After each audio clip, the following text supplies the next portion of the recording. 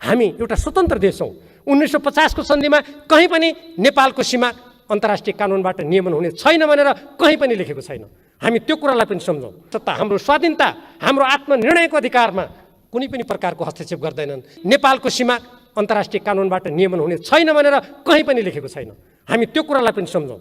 त्यसकारण अब अन्तर्राष्ट्रिय कानुनबाट हाम्रो सम्पूर्ण सीमालाई नियमन गर्नुपर्दछ।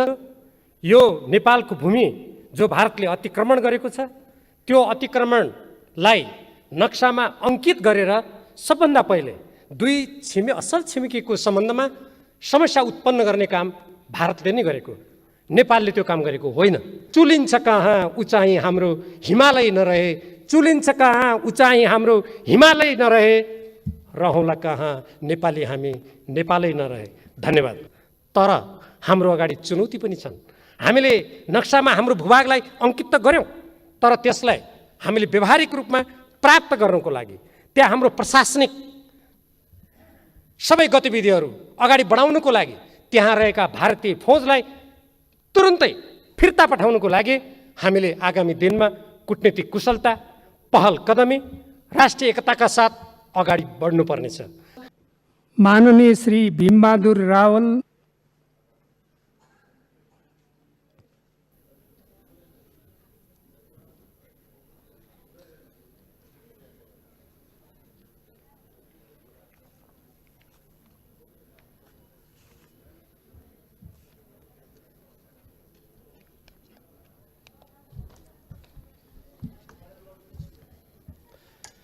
सम्माननीय सभामुख महोदय, हाम्रो देशको सुदूरपश्चिम प्रदेशको कञ्चन दार्चुला जिल्लाको लिम्पियाधुरा, कालापानी, लिपुलेक क्षेत्र सबै सुगौली सन्धि र त्यसपछिका सबै अभिलेखहरू, दस्तावेज, पत्राचार र व्यवहारबाट नेपालको भूमि रहेको कुरा प्रष्ट छ। म यो सम्मानित सदनलाई 2056 सालको एउटा स्मरण पनि गराउन चाहन्छु। 2056 सालसम्म लिपुलेक र सीतापुल भन्ने ठाउँमा त दक्षिणतिर र उत्तरतिर नेपालको प्रहरी चौकी नै थियो। त्यसपछि जब नेपाल द्वन्द्वमा जानुपर्ने अवस्था आयो, त्यसपछि मात्रै ती चौकीहरू त्यहाँबाट विस्थापित भएका हुन्। र अहिले यो छोटो समयमा कुन कुन दस्तावेज, कुन कुन अभिलेख, कुन कुन तथ्यले नेपालको त्यो कसरी भूमि हो भन्नेतर्फ प्रवेश गर्न सम्भव छैन। म यति मात्र भन्न चाहन्छु, यो नेपालको भूमि जो भारतले अतिक्रमण गरेको छ, त्यो अतिक्रमणलाई नक्सामा अङ्कित गरेर सबभन्दा पहिले दुई असल छिमेकीको सम्बन्धमा समस्या उत्पन्न गर्ने काम भारतले नै गरेको, नेपालले त्यो काम गरेको होइन। नक्सा पहिले प्रकाशित गर्ने काम पनि नेपालले गरेको होइन। र त्यसपछि पनि नेपाल सरकारको तर्फबाट, नेपालको तर्फबाट बारम्बार भारतीय पक्षसँग जुन सचिव स्तरीय वार्ता गर्ने भन्ने पहिले सहमति भएको थियो, त्यो कुरालाई स्मरण गराउँदै वार्ताको लागि आग्रह भएको छ, अनुरोध भएको छ। तर एउटा असल छिमेकी तथ्यको आधारमा वार्ताबाट समस्या समाधान गर्ने आशय मनसायका साथ सक्रियता नदेखाएको पनि भारतले नै हो। यो पनि हामीले हेक्का राख्नुपर्ने कुरा छ। त्यसको साथसाथै यो आज जुन हामीले नेपालको संविधानको अनुसूची 3 मा रहेको नेपालको नक्सालाई हाम्रो आफ्नो भूमि अङ्कित गरेर त्यसलाई प्रकाशित गर्ने कुरा यहाँ प्रस्तावको रूपमा आएको छ। यो प्रस्ताव नेपाली जनताको देशभक्तिपूर्ण भावनाको अभिव्यक्ति हो र यो सबै वर्ग, जाति, लिङ्ग, समुदाय र क्षेत्रका जनताको साझा आकाङ्क्षा हो। मानिसहरूका वेशभूषा फरक हुन सक्दछन्, भाषा फरक हुन सक्दछन्, हिमालमा बस्न सक्छन् कोही, कोही तराई मधेसमा, कोही पूर्व, कोही पश्चिम। जबसम्म राजनीतिक दल, पार्टी र व्यक्तिले देशको सर्वोपरि हितको लागि काम गरिरहन्छ, ती सबै देशभक्त हुन्छन्। ती व्यक्तिहरू मात्रै, त्यति बेला त्यस्तो व्यक्तिहरूमाथि मात्रै प्रश्न उत्पन्न हुन्छ जसले नेपालको स्वतन्त्रता, स्वाधीनता, सार्वभौम सत्ता, अखण्डता, स्वाभिमानलाई स्थापित गर्ने कुरालाई कुनै प्रस्ताव ल्याएर त्यसप्रति भ्रम सिर्जना गर्नु खोज्छ कसैले, कसैले त्यसको विरोध गर्छ। त्यस्तो प्रति मात्रै नेपाली देशभक्त जनताहरूले प्रश्न उठाउने गरेका छन्। त्यसकारण यहाँ भाषा, वेशभूषा, को व्यक्ति कुन क्षेत्रमा बस्छ, कसले कुन राजनीतिक दल अनुसरण गरेको छ भन्ने प्रश्न होइन। त्यसमा मलाई लाग्छ सम्पूर्ण देशभक्त नेपालीहरू एकदमै प्रष्ट छन् र मैले जुन पार्टीको प्रतिनिधित्व गर्छु मेरो पार्टी त्यसमा स्पष्ट छ। त्यसमा कुनै पनि विभेद र अन्यथा विचार हुन सक्दैन। हामीले जुन प्रकारले अहिलेसम्म हाम्रो सिमानाको रक्षाको कुरालाई अगाडि बढाएका छौँ यो अन्तर्राष्ट्रिय कानुन पनि सम्मत छ। हामीलाई थाहा छ अहिले भर्खरै केही समय अगाडि हाम्रो 10 गजा क्षेत्रमा सिमानामा हाम्रा प्रहरीमाथि आक्रमण भएको छ। कहिले हाम्रो नेपालका बासिन्दामाथि कञ्चनपुर जिल्लामा जानुहोस् या अरू कुनै जिल्लामा हामीले देखेका छौँ त्यहाँ बाहिरबाट सुरक्षाकर्मी आएर हाम्रो नागरिकमाथि आक्रमण भएको छ। हामीले त्यस्तो कुरा मात्रै अन्तर्राष्ट्रिय कानुन सम्मत भएन, असल छिमेकीको नीति अनुरूप भएन हामीले भनेका छौँ। आफ्नो देशको भूभागलाई जसरी भारत या अरू मुलुकहरूले सुरक्षा गर्न तत्परता देखाउँछ त्यसको लागि उसले पहल गर्छ, प्रयत्न गर्छ। हामीले गर्दा पनि हाम्रा सबै मित्रहरूले विशेष गरी भारतसँगको यो प्रसङ्ग आएको हुनाले भारत सरकार र भारतीय जनताले पनि सकारात्मक रूपमा लिनुपर्दछ। प्रत्येक देशले आफ्नो राष्ट्रिय सुरक्षा राष्ट्रिय हितको लागि जब उसले आफूले काम गर्दा आफ्नो कानुन आफ्नो संविधान र आफ्ना अन्य सरकारी दस्तावेजहरूमा तदनुकूल परिवर्तन गर्छ त्यहाँ स्थापित गर्छ भने नेपालले पनि त्यो गर्ने कुरालाई स्वाभाविक रूपमा लिनुपर्दछ। आज हामीले जुन हाम्रो संविधानको नेपालको संविधानको अनुसूची 3 मा लिम्पियाधुरा कालापानी लिपु लेकलाई समेत समावेश गरेर हामीले अब यसमा संशोधन गर्दैछौँ र यी सबै कुरालाई त्यहाँ समाहित गर्दैछौँ। नक्सामा हामीले यो राख्ने कुराको राजनीतिक महत्त्व छ र यसले आजको हाम्रो पुस्ता र भोलि आउने पुस्तालाई पनि आफ्नो भौगोलिक अखण्डताको लागि दृढतापूर्वक अग्रसर हुने एउटा फराकिलो मार्ग प्रशस्त गरेको छ।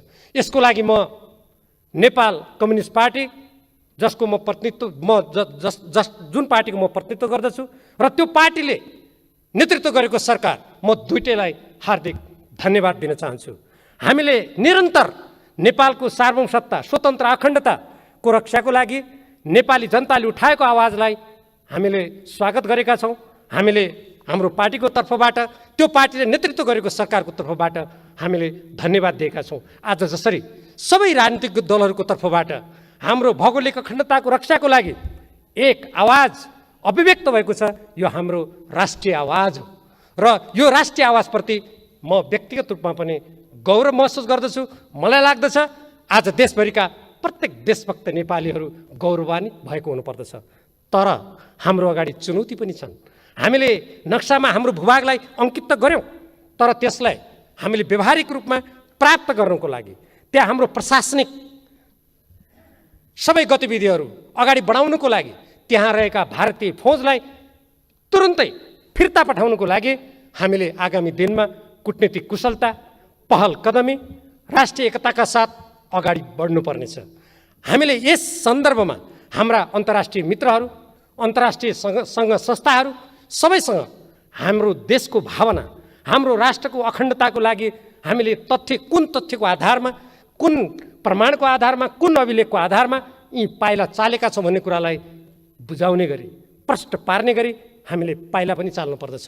मलाई विश्वास छ नेपाल कम्युनिस्ट पार्टीले नेतृत्व गरेको सरकारले त्यो दिशातर्फ प्रभावकारी पाइला चाल्नेछ। निसन्देह नै त्यो सरकारको पछाडि आम देशभक्त नेपाली जनताहरूको सहयोग साथ र समर्थन रहनेछ। यही सहयोग साथ र समर्थनको बलमा हामी अगाडि बढ्नेछौँ। कोही मान्छेहरू भन्छन् हामी सानो देश छौँ, ठुल्ठुला शक्ति देशहरू छन्, के भय डर त त्रास त उत्पन्न हुँदैन? हामीभन्दा धेरै भूगोलको दृष्टिकोणले जनसङ्ख्याको दृष्टिकोणले साना देशहरूले कूटनीतिक दृष्टिकोणबाट सुरक्षाको दृष्टिकोणबाट र अन्तर्राष्ट्रिय क्षेत्रमा काम गर्ने दृष्टिकोणबाट आफ्नो सार्वभौमसत्ताको रक्षा मात्र होइन ठुला ठुला शक्तिशाली मुलुकहरूलाई घुँडा टेकाएको पनि विश्व इतिहास छ। यसको अर्थ मैले हामी कसैलाई घुँडा टेकाउन जाउँ भनेको होइन।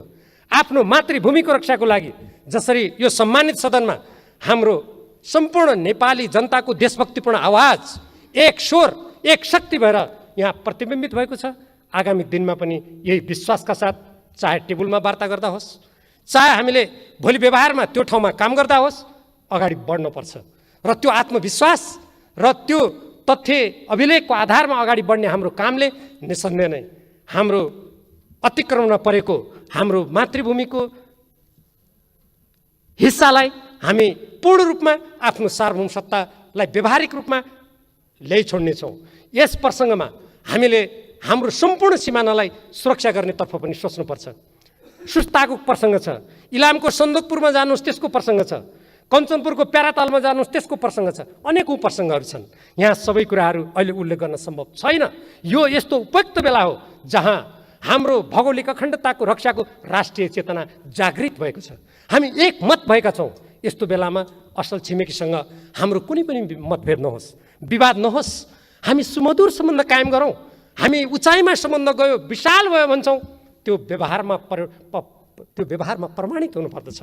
जब हाम्रा कुनै पनि छिमेकीले या हाम्रो कुनै पनि मित्र राष्ट्रले अब हाम्रो सार्वभौम सत्ता, हाम्रो स्वाधीनता, हाम्रो आत्मनिर्णयको अधिकारमा कुनै पनि प्रकारको हस्तक्षेप गर्दैनन्, त्यसमा सौहार्दपूर्ण व्यवहार गर्छन्, हाम्रो भूमिको सम्मान गर्छन्, हाम्रो आत्मनिर्णयको अधिकारको सम्मान गर्छन्, हाम्रो स्वतन्त्रताको सम्मान गर्छन्, अनि हामी ढुक्क हुनेछौँ। साँच्चीकै हाम्रो सम्बन्ध सुमधुर भएछ, साँच्चीकै त्यो उचाइमा पुगेछ।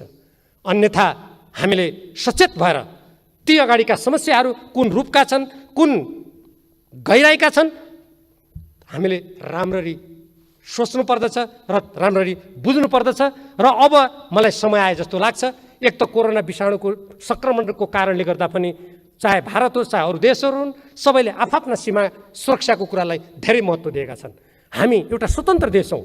1950 को सन्धिमा कहीँ पनि नेपालको सीमा अन्तर्राष्ट्रिय कानुनबाट नियमन हुने छैन भनेर कहीँ पनि लेखेको छैन। हामी त्यो कुरालाई पनि सम्झौँ। त्यसकारण अब अन्तर्राष्ट्रिय कानुनबाट हाम्रो सम्पूर्ण सीमालाई नियमन गर्नुपर्दछ। म आफू गृहमन्त्री हुँदाखेरिको मलाई एउटा स्मरण गराउन चाहन्छु सम्मान्य सभामुख महोदय। म त्यसपछि मेरो कुरालाई समाप्त पनि गर्न गइरहेको छु।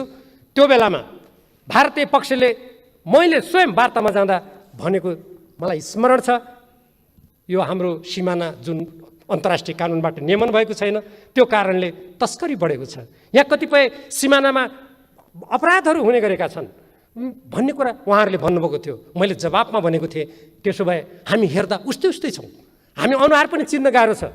त्यसकारण महोदय, त्यसो भए हामी अन्तर्राष्ट्रिय कानुनअनुसार नियमन गरौँ। त्यसपछि कुरा मोडियो। अहिलेको यो उपयुक्त बेला हो। त्यसकारण समग्रतामा दुई देशको बिचको सम्बन्धलाई समस्या रहित बनाउनको लागि पनि अन्तर्राष्ट्रिय कानुन बमोजिम हाम्रो सीमा नियमन गर्ने बेला आएको छ। हामी यसतर्फ पनि सोच्नको लागि म सम्बन्धित पक्षसँग विशेष आग्रह गर्न चाहन्छु। हो, जनता पनि राष्ट्रियता हो, त्यसमा कुनै शङ्का छैन। हामी तर भूमि पनि राष्ट्रियता हो। भूमिमा टेक्ने ठाउँ छैन, हाम्रा खुट्टा राख्ने ठाउँ छैन भने हामी शून्यमा तैरिन सक्दैनौँ। त्यसकारण जाँदै मलाई कवि माधव घिमिरेको एउटा कविताको सम्झना हुन्छ। चुलिन्छ कहाँ उचाइ हाम्रो हिमालय नरहे, चुलिन्छ कहाँ उचाइ हाम्रो हिमालय नरहे, रहौँला कहाँ नेपाली हामी नेपालै नरहे। धन्यवाद। हार्दिक रूपमा अनुरोध गर्दै सबै राजनीतिक दलहरूसँग यस रूपमा अपिल गर्दै म आफ्नो भनाइ अन्त्य गर्छु। धन्यवाद, नमस्कार। माननीय डाक्टर शशाङ्क कोइराला, समय 3 मिनेट। हजुर, के छ? पूर्ण दिनमा यो फ्लोर ओपन गर्नु पर्थ्यो, सबै मान्य सांसदहरूले बोल्दा राम्रो हुन्थ्यो भन्न होइन, चाहन्छु। यो दलीय सहमतिका आधारमा भएको हो मान्य सदस्य। यो सहमति यस्तो दलको विषयलाई अनुसार पनि दलीय गरिएको हो। आधारमा लग्नु ठिक होइन सभामुखज्यू। बस्नुहोस्। तपाईँको कुरा मैले सुने, बस्नुहोस्।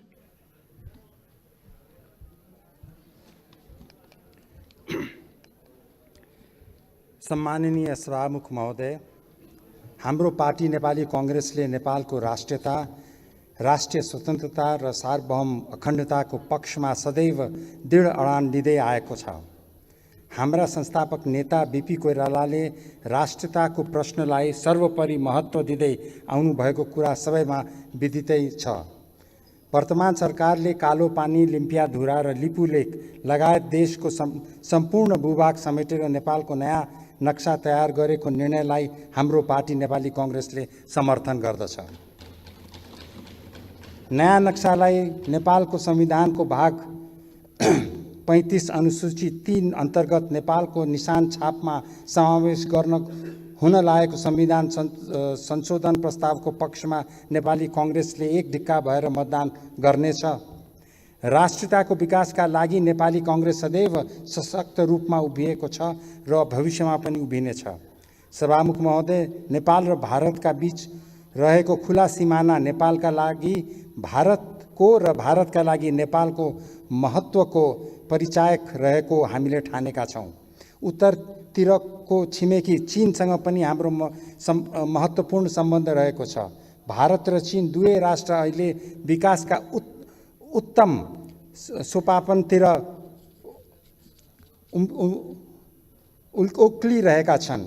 ज्ञान विज्ञान र प्रविधिको क्षेत्रमा दुवै मित्र राष्ट्रको प्रगति हामी नेपालीका लागि खुसीको विषय हो। भारत र चीनको उत्तम गतिको विकासलाई नेपालले आफ्नो समृद्धिको यात्रामा उपयोगी बनाउन सक्नुपर्दछ। यसो गर्न सक्दा विश्व रङ्गमञ्चमा हाम्रो भूमिका विस्तारित हुनेछ। यसै आधारमा नै हामीले छिमेकीका लागि सकारात्मक मित्रको भूमिका खेल्न सक्छौँ। सभामुख महोदय, उत्तर र दक्षिणका हाम्रो दुवै छिमेकीका साथ हामीले समानताका आधारमा आपसी सम्बन्धको विकासमा ध्यान दिनुपर्दछ। नेपाल र भारत बीच रही आएको सामाजिक, सांस्कृतिक, आर्थिक र राजनीतिक सम्बन्धमा रहेको सहजता, निरन्तरता बिग्रिन दिनु हुँदैन। यसमा सरकार जति चलाखो र परिपक्व रूपमा प्रस्तुत हुन सक्यो त्यति नै नेपालको हितमा परिस्थितिको निर्माण हुनेछ। नेपालले आफ्नो वास्तविक अस्तित्वको परिचय खोजिरहेका भूभाग समेटेर नक्सा जारी गर्नु नेपालको राष्ट्रिय आवश्यकता हो। यो कार्यबाट नेपाल र भारतका बीच कुनै द्वन्द्व, वैमनस्यता उत्पन्न हुनु हुँदैन। सुमधुर नेपाल र भारत सम्बन्ध जति नेपालका लागि आवश्यक छ, अन्तर्राष्ट्रिय मञ्चमा भारतका लागि त्यति नै उपयोगी पनि छ। भारतले यो कुरा राम्ररी बुझ्नु पर्दछ र बुझेको पनि होला। भारत र चीन दुवै छिमेकीको मित्र राष्ट्रले हाम्रो राष्ट्र स्वाभिमानको सम्मान गर्न हामीले विश्वास लिएका छौँ। सभामुख महोदय, नेपालको राष्ट्रियताको पक्षमा के सरकार र के प्रतिपक्ष, हामी सबै एकसाथ उभिएका छौँ। संसारभरि नै हाम्रो एकताको यो सकारात्मक सन्देश हो। धन्यवाद। जय नेपाल।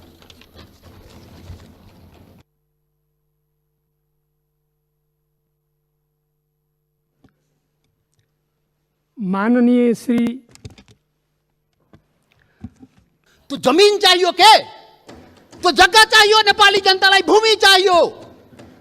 यो चाहिँ समय, यो लोड सेडिङ जस्तै बत्ती आए गए जस्तै नक्साबाट उडाइदिने, फेरि राखिदिने, अनि कुर्सी बचाउनलाई राख्या हो कि के हो त्यो पनि मान्छेले भन्छ। के हो पार्टी पनि फोरेर पारित गराइयो भो। अब अरे कस्तो राष्ट्रवादी काम गरे हो।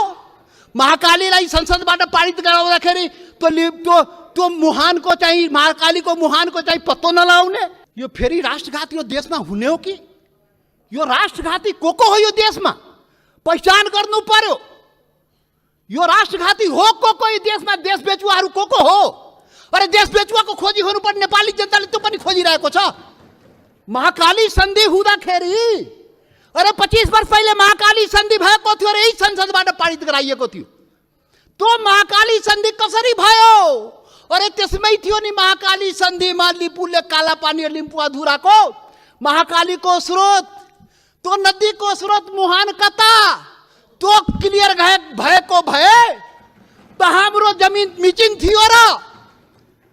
अब राष्ट्रघातीको पहिचान पनि नेपाली जनताले गरेर त्यसलाई टुरी खेलमा झुन्ड्याउनु पर्यो, श्वेतपत्र जारी गर्नु पर्यो। प्रधानमन्त्रीजी, सरकारलाई हाम्रो आग्रह, नेपालको भूमि फिर्ता ल्याउने कुरा जुन गर्नुभयो, नक्सा बनाउनु भयो, राम्रो गर्नुभयो। मधेसीलाई राष्ट्रघाती भन्ने, मधेसीलाई राष्ट्रवादी नभन्ने, मधेसी जनता, यो देशको मधेसी जनतालाई त्यसरी औँला ठुर्याउने काम कसैले नगरोस्। माननीय श्री राजेन्द्र महतो, समय 10 मिनट।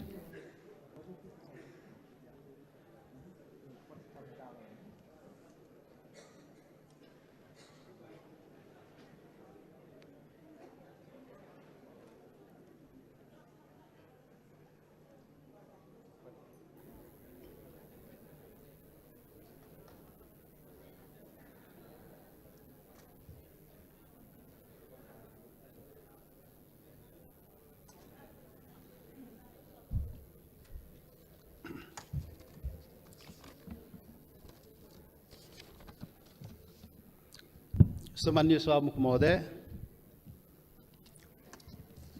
तपाईँ यो बाल्नुभयो, किन बाल्नुभयो होला? खोइ अरू वक्ता बोल्दाखेरि बाल्नु भएन, समय बोल्नु भएन, मेरोमा किन बोल्नु के अरे समय भन्नुभयो, किन बाल्नुभयो, कम बुझिएन। मान्य सदस्य, परम्परा त्यस्तै रहेछ। परम्परा त्यस्तै हो। ए, भेदभाव गर्ने परम्परा कायमै राख्ने, ल त्यो पनि ठिकै हो। सभामुख महोदय, सभामुख महोदय, यो देशमा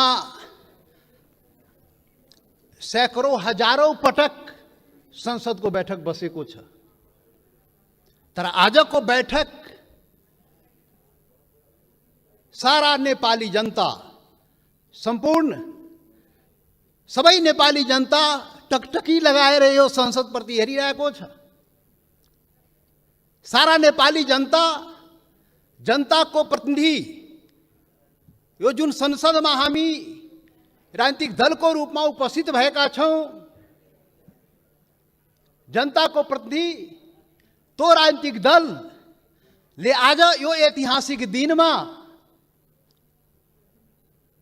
के भन्दैछ, के गर्दैछ, त्यो चाहिँ सबै सम्पूर्ण नेपाली जनताको जिज्ञासा र ध्यान चाहिँ आजको संसदको बैठकमा छ। सभामुख महोदय, त्यसैले यहाँ सञ्चार माध्यम पनि आजको बैठक ऐतिहासिक बैठक भनिरहेको थियो र वास्तवमा भन्यो भने आजको बैठकमा वास्तवमा ऐतिहासिक बैठक नै हो। सभामुख महोदय, त्यसैले ऐतिहासिक बैठकको दिन अब के बत्ती बाल्ने, के समय निर्धारण गर्ने, बोल्ने मनमा भएको कुरा बोल्न दिनुपर्छ। सभामुख महोदय, सभामुख महोदय, आजको सामान्य यो प्रस्ताव होइन। सभामुख महोदय, यो देशको भूमिको सवाल हो। देशको भूमि आफ्नो नेपालको नक्सामा राख्ने सवाल हो, त्यो प्रस्ताव आएको छ आज। यो सामान्य प्रस्ताव होइन। सभामुख महोदय, सम्पूर्ण नेपाली जनताको ढुकढुकी त्यहाँ रहेको छ। सभामुख महोदय, भावना चाहिँ रहेको छ त्यहाँ। त्यो सम्बन्धमा बोल्दाखेरि जनताको प्रतिनिधिले आफ्नो कुरा राख्न सक्नुपर्छ। त्यसैले आज प्रतिबन्ध नलागियो। सभामुख महोदय, सभामुख महोदय,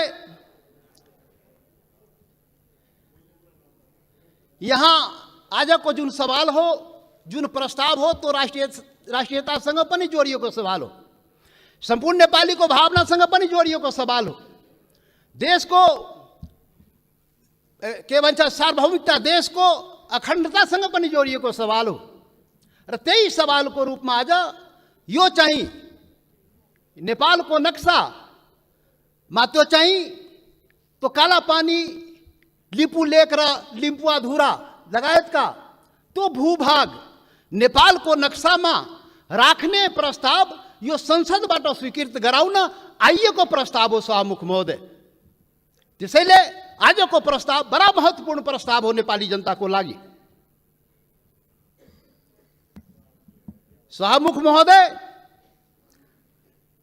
नेपाली जनता आफ्नो, सम्पूर्ण नेपाली जनता, हिमाल पहाड तराई मधेसका सबै नेपाली जनता आफ्नो देशप्रति, आफ्नो भूमिप्रति सजग छ, समर्पित छ, संवेदनशील छ। यो कुरा आज यो बैठकले देखाउन सक्नुपर्छ। आज यो कुरा हामीले आफ्नो कामबाट देखाउन सक्नुपर्छ। त्यो देखाउनुपर्छ, हामी देखाउला। सभामुख महोदय, यो गर्दाखेरि यहाँ अब के भनौँ, विभिन्न आग्रह पूर्वाग्रहले पनि कुराहरू त सुनिन्छ। राष्ट्रियताको सवाल पनि एकलौटी रे, कसैको एकलौटी राष्ट्रियता रे। राष्ट्रियताको सवाल आउँदाखेरि ए त्यो मधेसीले राष्ट्रियताको कुरा गर्छ र? ए गर्दैन नि। अरे राष्ट्रियता कसैको एकलौटी होइन, याद गर्नुहोस्। सभामुख महोदय, म सबैलाई आग्रह गर्न चाहन्छु, राष्ट्रियता भनेको सबैको, सम्पूर्ण नेपाली जनताको नेपाली राष्ट्रियता हो। कुनै एउटा वर्ग, एउटा जाति, एउटा समुदाय, एउटा क्षेत्रको राष्ट्रियता हुनै सक्दैन। यदि त्यस्तो राष्ट्रियता भयो भने त्यो पङ्गु राष्ट्रियता हो। त्यो राष्ट्रियता चाहिँ काम लाग्दैन। त्यो राष्ट्रिय एकतालाई सबल गर्न सक्दैन, बलियो पार्न सक्दैन शाहमुख महोदय। त्यसैले आजबाट राष्ट्रिय एकताको परिभाषा, राष्ट्रियताको परिभाषा र राष्ट्रवाद र राष्ट्रघातको परिभाषा ठिकसँग व्याख्या गरिनुपर्छ र बुझिनुपर्छ शाहमुख महोदय।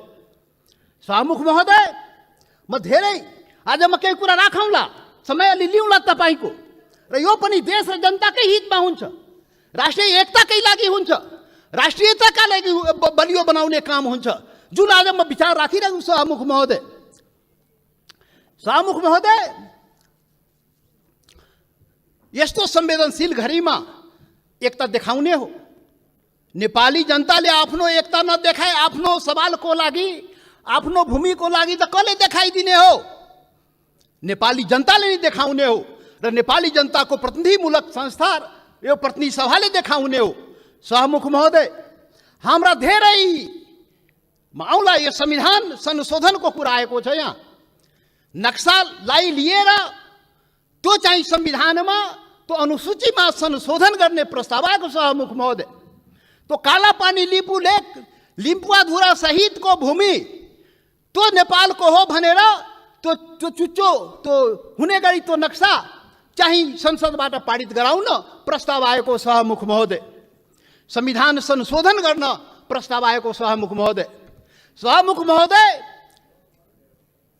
महोदय मार्फत सम्पूर्ण देशवासीलाई थाहा छ यो संविधानको बारेमा। यो संविधानको बारेमा हाम्रा आफ्ना रिजर्भेसनहरू रहेको छ। यो संविधान पूर्णता पाएन। यो संविधान सबैको हुन सकेन।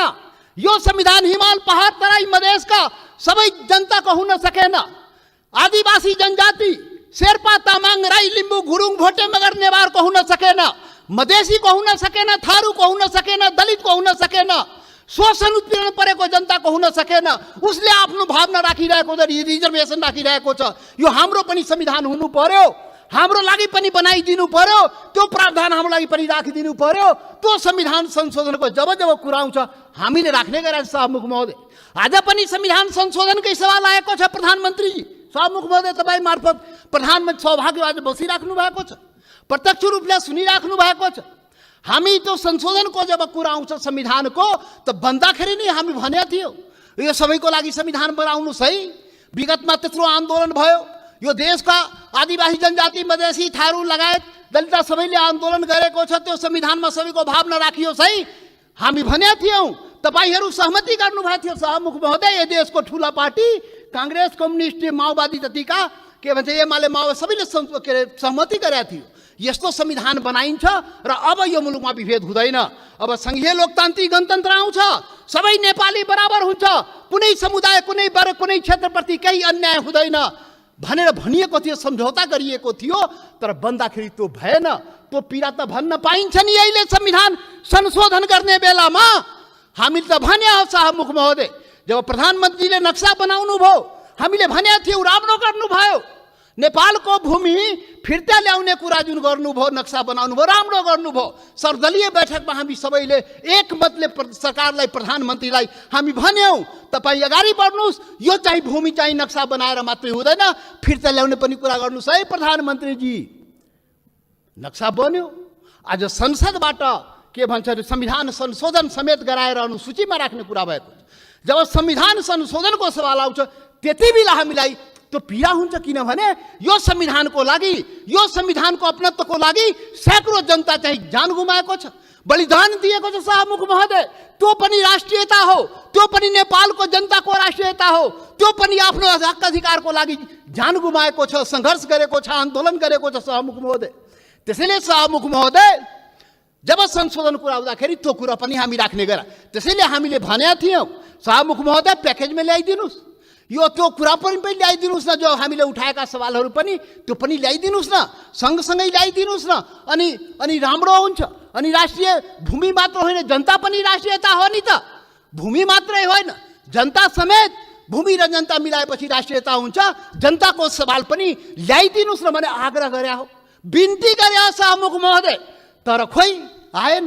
मजबुरन हामी चाहिँ छुट्टै के अरे प्राइभेट बिलको रूपमा यहाँ ल्याउनु पर्यो सभामुख महोदय।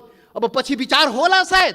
अब यो 7औं संविधान सभामुख महोदय, 6वटा संविधान त नाश भयो मुलुकमा। 70 वर्षमा 7वटा संविधान, 6वटा संविधान यही कुकर्मले गर्दाखेरि, यही गतिविधिले गर्दाखेरि समाप्त भयो। जनताको माग अनुसार समय सापेक्ष संशोधन भएन भने संविधान जाँदो रहेछ। त्यसैले यो 7औं संविधान, संघीय लोकतान्त्रिक गणतन्त्रको संविधान बडा मेहनतले, त्याग बलिदानले नेपाली जनताले ल्याएको छ। त्यसले यो संविधानको रक्षा हुनुपर्छ। रक्षाको लागि त्यसमा समय सापेक्ष जनताको माग अनुसार सुधार परिवर्तन गर्नुस्। बाइबल कुरान गीता नबनाउनुस्। अब प्रधानमन्त्रीले उचित आवश्यकता भन्नुहुन्छ, खोइ कहिले उचित आवश्यकता हुने थाहै छैन। अब खोइ कसरी हुन्छ हो, त्यो भएन सभामुख महोदय। त्यसैले आजको दिनमा त्यो याद गर्न, रिमाइन्ड गर्न खोजेको, सम्झाउन खोजेको यो संविधान संशोधनको सवाल आउँदाखेरि त्यो जनताको, त्यो हिमाल पहाड तराई मधेसका जनताको भावनालाई पनि सम्झिदिनुस्। सम्पूर्ण म भने थिएँ पहिलो दिनमा, पार्टी ठुलो भयो, दिललाई ठुलो बनाउनुस् प्रधानमन्त्रीजी भने थिए, प्रचण्डजी भन्ने थिए। तपाईँ दुईजना शीर्ष नेतालाई दिल ठुलो बनाउनुस्, त्यो दिलमा सम्पूर्ण नेपालीलाई समेट्नुहोस्, हिमाल पहाड तराई मधेसका सबैलाई समेट्नुहोस् र सबको नेता बन्नुहोस्, सबको संविधान बनाइदिनुहोस्, त्यो भने थिएँ। तर आजसम्म त्यो काम भएन। अब होला कि आज जुन यो संवेदनशील समयमा पनि हामीले कुरा उठाइरहेकोमा अब हुन्छ। त्यसैले सभामुख महोदय, सबै असन्तुष्टिका बावजुद हाम्रो पुरै असन्तुष्टि छ संविधानप्रति, हाम्रो अधिकारप्रति, पहिचानप्रति, यो देशको जनताको अधिकार र पहिचानप्रति, हिमाल पहाड तराई मधेसको जनताको अधिकार र पहिचानप्रति, उसको समानता र विभेद के विरुद्धमा यो विभिन्न कुराहरू, हाम्रा रिजर्भेसन छ, हाम्रा असन्तुष्टिहरू छ। तर पनि आज जब देशको सवाल उठेको छ, राष्ट्रियताको सवाल उठेको छ, हाम्रो भूमिको सवाल उठेको छ, यो अवस्थामा सबै असन्तुष्टिहरूलाई थाती राखी जनता समाजवादी पार्टीले यो प्रस्ताव, जुन यो नक्सा सम्बन्धी प्रस्ताव जुन आएको, त्यो प्रस्तावलाई जनता समाजवादी पार्टीले सहर्ष समर्थन गर्दछ। त्यसलाई हामी सर्वसम्मत रूपले समर्थन गरेका छौँ सभामुख महोदय। याद रहोस्, हाम्रा असन्तुष्टि हिमाल पहाड तराई मधेसका जनता, तो शेर्पा तामाङ राई लिम्बू गुरुङ भोटे मगर नेवार थारू मधेसी दलित, त्यो जनताको भावनालाई बुझिदिनुस्। यसरी देश चल्दैन त्यति मात्रै भन्ने हो सभामुख महोदय। यसरी देश नचलाउनुस्, यो सबैको देश हो। राष्ट्रियता भनेको सम्पूर्ण नेपालीको जनताको मनमा आफ्नो देशप्रति भावना छ र त्यही भावनाको यहाँ प्रतिबिम्बित यहाँ भएको छ। जति असन्तुष्टि भए पनि जब देशको सवाल आउँछ हामी एकजुट भएर उभिन्छौँ। आज हाम्रो बारेमा त अनुहार हेर्ने बित्तिकै मधेसी, यो त राष्ट्रघाती नै होला, यो त मधेसी, यो त विदेशी नै होला, यो त भारतीय नै हो भनेर कुण्ठाबाट भरिएका नस्लीय चिन्तन बोकेकाहरू आजदेखि त्यो हटाइदिऊ। नेपाली सीमाको रक्षा प्रत्येक मधेसी सेना भएर सीमाको रक्षा गरेको छ सभामुख महोदय। नेपालको सेना त्यहाँ बस्नु पर्दैन। मधेसी जनता त्यो सीमाको रक्षा गरेको छ, इमान्दारीसँग गरेको छ। तपाईँ विभेद गरे पनि, तपाईँ अन्याय गरे पनि, सरकारले विभिन्न प्रकारले उसलाई पीडा पुर्याए पनि आफ्नो सीमाको रक्षाको लागि लडेको छ, मरेको छ। त्यसैले सभामुख महोदय, अब यो जनता समाजवादी पार्टी अब भर्खर हामी एकता प्रक्रियामा पुरा पनि भएको छ, निर्वाचन आयोगमा गएको छ, एक भइसकेर यो वैकल्पिक शक्ति निर्माणको लागि, राष्ट्रिय शक्ति निर्माणको लागि हामी प्रक्रियामा अगाडि बढिसक्यौँ सभामुख महोदय। अब अन्तमा सभामुख महोदय, अब तपाईँ लाइन त नकाट्नु होला, अब अन्तमा आइसके। सभामुख महोदय, एउटा कुरा देशवासी जान्न चाहन्छ, ल यो फेरि राष्ट्रघात यो देशमा हुने हो कि? यो राष्ट्रघाती को हो यो देशमा? पहिचान गर्नु पर्यो। यो राष्ट्रघाती हो को यो देशमा? देश बेचुवाहरू को हो? अरे देश बेचुवाको खोजी हुनुपर्ने नेपाली जनताले त्यो पनि खोजिरहेको छ। अरे त्यो त हाम्रो छँदै थियो नि, त्यो जमिन, त्यो काला पानी लिपु लेक लिपुवा धोरा सहितको नक्सा त नेपालको नक्सामा त थियो 58 वर्ष पहिले। अरे कुन देश बेचुवाले देश बेच्यो? श्वेत पत्र खोइ जारी गरेको? श्वेत पत्र जारी गर्नु पर्दैन? टुडी खेलमा राष्ट्रघातीलाई झुन्ड्याउनु पर्दैन, ढाकछोप गर्ने। अरे सभामुख महोदय, महाकाली सन्धि हुँदाखेरि, अरे 25 वर्ष पहिले महाकाली सन्धि भएको थियो र यही संसदबाट पारित गराइएको थियो। त्यो महाकाली सन्धि कसरी भयो? अरे त्यसमै थियो नि महाकाली सन्धिमा लिपुले कालापानी र लिम्पुवाधुराको महाकालीको स्रोत, त्यो नदीको स्रोत मुहान कता, त्यो क्लियर भएको भए त हाम्रो जमिन मिचिन थियो र किन भएन? यही संसदबाट पारित गराइएको थियो। कसले पारित गरायो? कसले सम्झौता गर्यो? कसले पारित गरायो? म त सुनेको छु, त्यति बेला म सांसद थिइनँ। पार्टी पनि फोरेर पारित गराइयो भो। अब अरे कस्तो राष्ट्रवादी काम गरे हो? महाकालीलाई संसदबाट पारित गराउँदाखेरि त्यो मुहानको चाहिँ, महाकालीको मुहानको चाहिँ पत्तो नलाउने र त्यसलाई चाहिँ संसदबाट पारित गर्ने। त्यसैले राष्ट्रघातीको पहिचान हुनुपर्छ सभामुख महोदय। सकिनै लाग्यो सभामुख महोदय। यो राष्ट्रवादी कुरा हो, यो खोखला राष्ट्रवादी कुरा होइन। यो राष्ट्रघातीलाई पर्दाफास गर्नुपर्छ नेपाली जनताको बीचमा। को राष्ट्रवादी हो यो देशमा? राष्ट्रघाती। मधेसीलाई राष्ट्रघाती भन्ने, मधेसीलाई राष्ट्रवादी नभन्ने। मधेसी जनता, यो देशको मधेसी जनतालाई त्यसरी औँला ठुर्याउने काम कसैले नगरोस् राष्ट्रवादको मामलामा। सभामुख महोदय, कतिचोटि अग्नि परीक्षा दिने हो? कतिचोटि प्रमाण दिने हो हामी? यस्तो अग्नि परीक्षा नलिनुस् सभामुख महोदय। सम्पूर्ण नेपाली जनतालाई म यो रोस्टमबाट आग्रह गर्न चाहन्छु, यस्तो अग्नि परीक्षा नलिनुस्। त्यो मधेसी जनता त्यो प्रति अन्याय नगर्नुस्। यो देशको आदिवासी जनजातिप्रति अन्याय नगर्नुस्। त्यो थारूमाथि अन्याय नगर्नुस्। त्यो दलितमाथि अन्याय नगर्नुस्। कुटी मारिदियो त दलितलाई। माननीय सदस्य, तपाईँ बोल्दै गर्दा थाहा भएन, मैले 7 मिनेट समय थपिसकेँ। म सकिहालेँ, 1-2 मिनटमा सकिहाल्छु। त्यसैले सभामुख महोदय, यति संवेदनशील समयमा पनि सभामुखले मलाई 2 चोटि टोकिसक्नुभयो। कसरी हुन्छ खोइ बुझ्न सकिएन। लकीर का फकीर। अब प्रधानमन्त्री बन्नुपर्छ समय किटान नहुनलाई। यहाँ प्रधानमन्त्री भएर उहाँ प्रचण्डजी र देउपाजी बोल्दाखेरि समय किटान नहुने, किनभने प्रधानमन्त्री रे।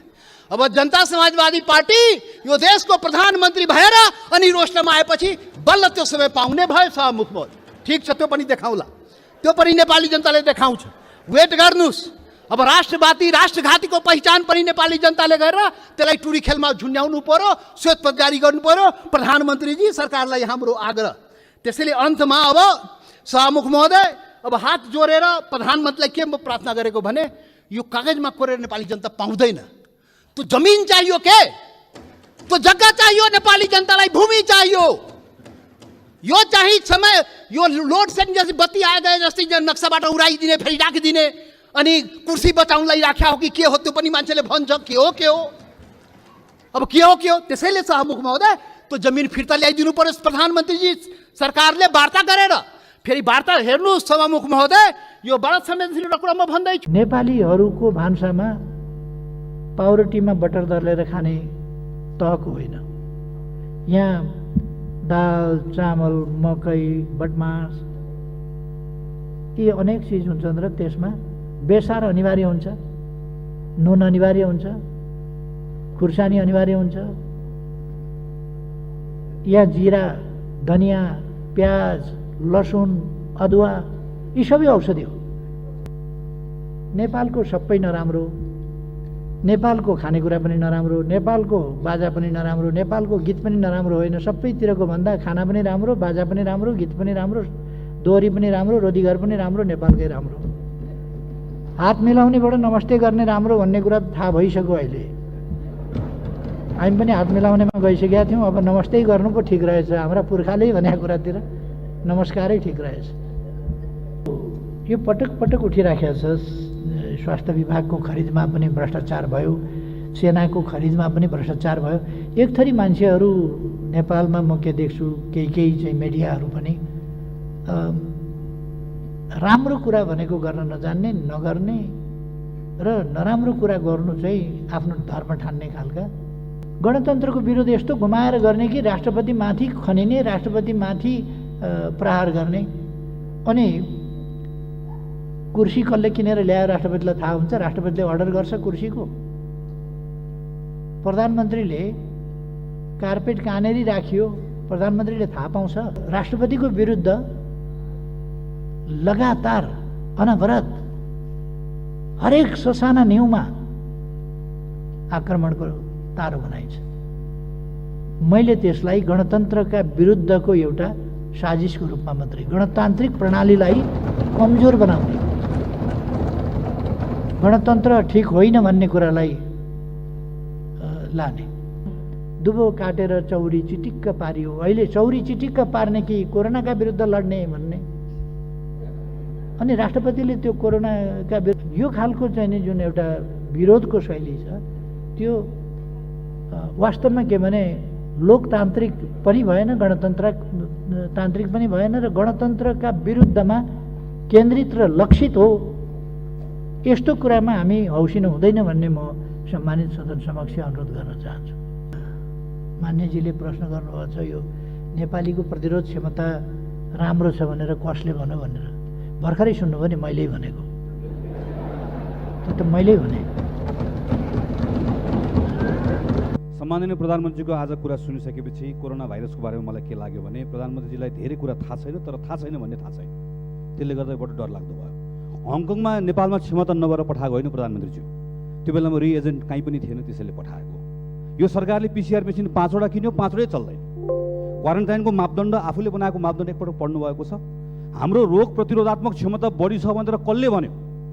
नेपालमा मृत्यु हुनेको सङ्ख्या कम छ भन्ने उमेर समूहको आधारमा मृत्यु भएको विश्वव्यापी सङ्ख्यासँग दाँजेर हेर्नु भएको छ। भ्रष्टाचार स्वास्थ्य सामग्रीको सूची राखेर संसदमा छलफल गर्नका निम्ति म प्रधानमन्त्रीलाई खुला आह्वान गर्छु। तयार हुनुहुन्छ सम्माननीय प्रधानमन्त्रीज्यू? जुन अवस्थामा भारतबाट नेपाली नागरिकहरू ल्याइएका छन् ती व्यक्ति हुन् कि ती नेपाली नागरिक हुन्? ती नेपाली नागरिकका बारेमा चिन्ता गर्ने, तिनी आउँदैछन् भन्ने कुरामा जानकारी राख्ने, तिनको लागि क्वारेन्टिनको तयारी गर्ने सम्माननीय प्रधानमन्त्रीको सरकारले हो, हामीले गरिदिनु पर्ने हो। त्यसको तयारी गरेको भए आज तिनलाई दोष दिएर बस्नु पर्थ्यो। वा आज हामी एउटा पनि कोरोना सङ्क्रमणको अवस्था नभएको वा कम भएको न्युजिल्यान्डको प्रधानमन्त्री नाचेको जस्तो हाम्रो प्रधानमन्त्री नाचेको हेर्न पाइन्थ्यो। मान्यजीले प्रश्न गर्नुभएको छ यो नेपालीको प्रतिरोध क्षमता राम्रो छ भनेर कसले भन्यो भनेर। भर्खरै सुन्नुभयो नि, मैले भनेको। त्यो त मैले भने।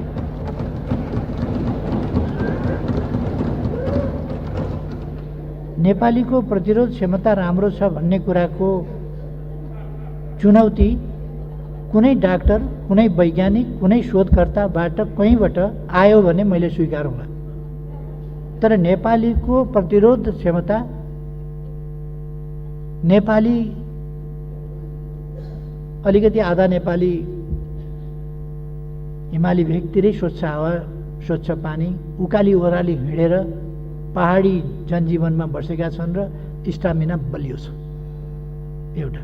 अर्को हाम्रो खानामा, अर्को तराईमा बस्नेहरूको पनि हिमालबाट ठोकिएर हामीले थाहा पाउनुपर्छ नेपालको भूगोल।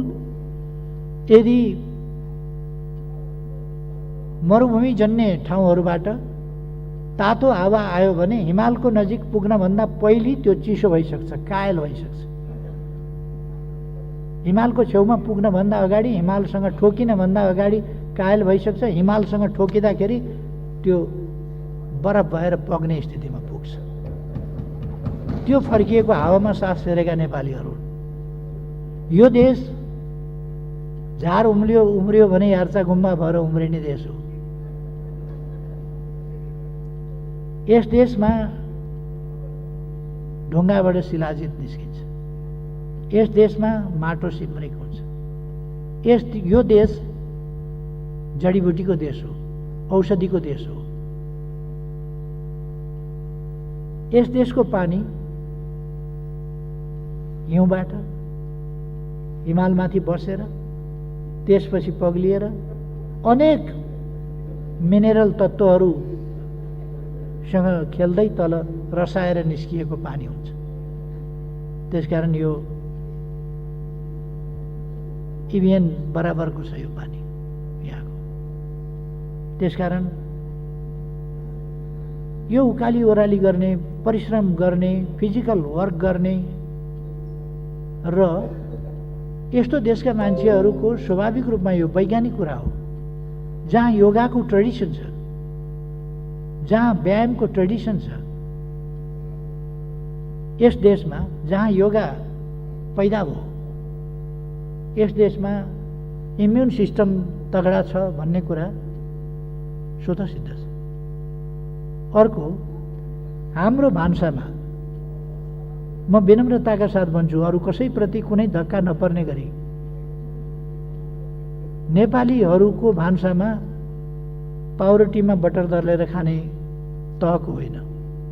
यहाँ दाल, चामल, मकै, बटमास यी अनेक चिज हुन्छन् र त्यसमा बेसार अनिवार्य हुन्छ, नुन अनिवार्य हुन्छ, खुर्सानी अनिवार्य हुन्छ। यहाँ जिरा, धनिया, प्याज, लसुन, अदुवा यी सबै औषधि हो। हरेक दिन औषधि खाएर प्रतिरोध क्षमता बढाएको नेपाली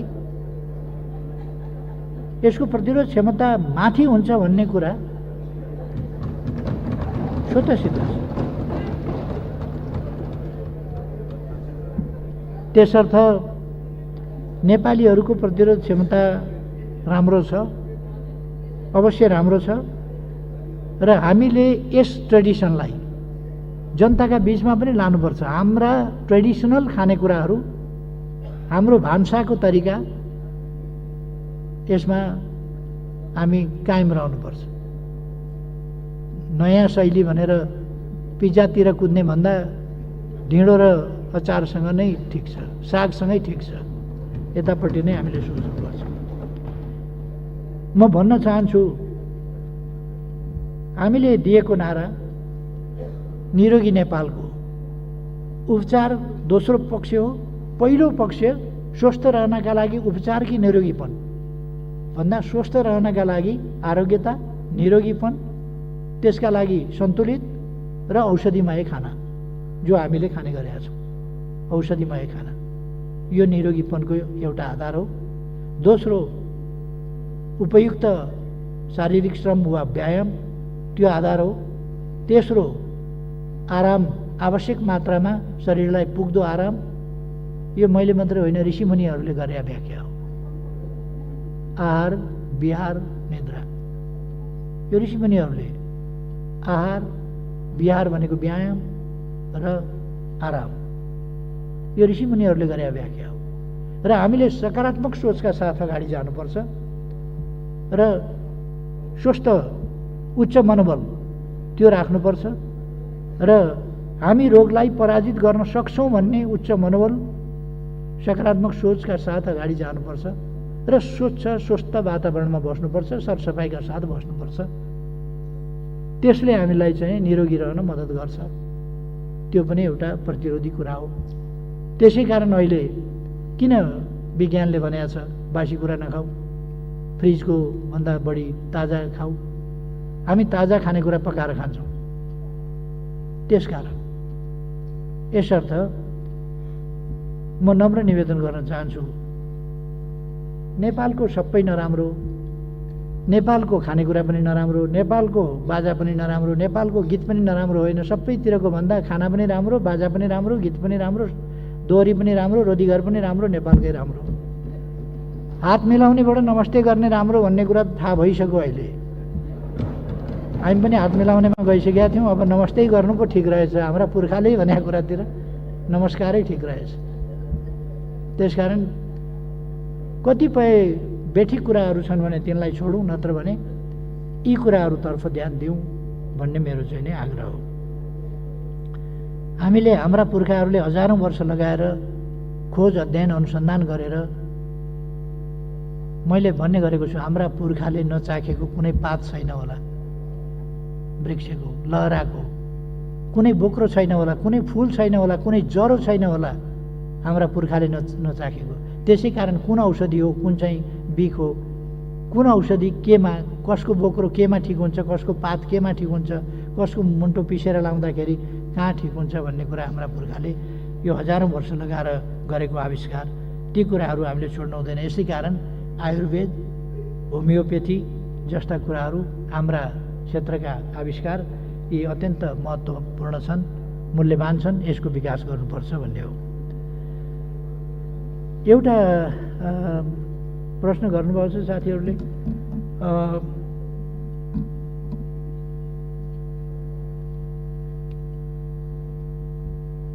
यो आफ्नो कमजोरी लुकाएर कोरोनाले होइन अरू नै रोगले मरे भन्ने कुरा कमजोरी लुकाएको होइन, यो एउटा सामान्य तथ्य भनेको। कहिले कहिले के हुन्छ भने कोरोनाले पनि मान्छे मर्छ, तर कहिले कहिले के हुन्छ भने अर्कै रोगले, कारण चाहिँ अर्कै रोगले निधन भएको हुन्छ, तर कोरोना पनि लागेको हुन्छ। विश्व स्वास्थ्य सङ्गठनको मापदण्ड अनुसार, उसको नियमअनुसार कोरोना यदि पोजिटिभ भेटियो भने जुनसुकै रोगले मरेको भए पनि कोरोनाले मरेको भनेर मान्नुपर्छ। त्यसकारण हामीले 15 जना कोरोनाले मरेको भन्यौँ, तर त्यो हेर्दाखेरि कोरोनाले मरेको चाहिँ देखिँदैन। अथवा डाक्टरहरूको पनि भनाइ के छ भने मर्न चाहिँ कोरोनाले नै मरेको होइन, तर कोरोना पनि लागेपछि विश्व स्वास्थ्य सङ्गठनको मापदण्ड अनुसार कोरोनाले नै मरेको भनेर मान्नु पर्या हो। त्यो मेरो मात्रै भनाइ होइन, त्यो डाक्टरहरूको पनि भनाइ हो जो त्यससँग सम्बन्धित हुनुहुन्छ। तसर्थ कमजोरी लुकाउनु पर्ने, कोरोनाले दुनियाँमा कमजोरी, भारतमा त्यत्रो मान्छे मरेको छ, चाइनामा पनि त्यति मान्छे मरेका थिए, अरू देशमा पनि त्यत्रो बिघ्न मान्छे मरेको छ, र अमेरिका जस्ता देशमा, युरोप जस्ता देशमा, युके जस्ता देशमा त्यत्रो नोक्सानी परेको छ, कमजोरी लुकाउनु परेको छैन। यहाँ 15 जना मर्दाखेरि कमजोरी लुकाउनु पर्ने हुन्थ्यो? 15 जना मात्रै मरेका देश त बहुत कम होला नि दुनियाँमा। त्यसकारण यो कमजोरी लुकाउनु पर्ने कुरा होइन। हामी मर्न नदिन चाहन्छौँ कोरोनाबाट, कोरोनाबाट मान्छे मर्न नपाउन्, कसैको निधन नहोस्, हाम्रो ध्यान त्यस कुरामा छ। तर त्यसबाट मात्रै मरेका होइनन्, अरू पनि कारण छन् भन्न खोजिएको। कोरोनाबाट अरू मर्न नदिने हाम्रो प्रयास छ, म त्यो स्पष्ट पार्न चाहन्छु।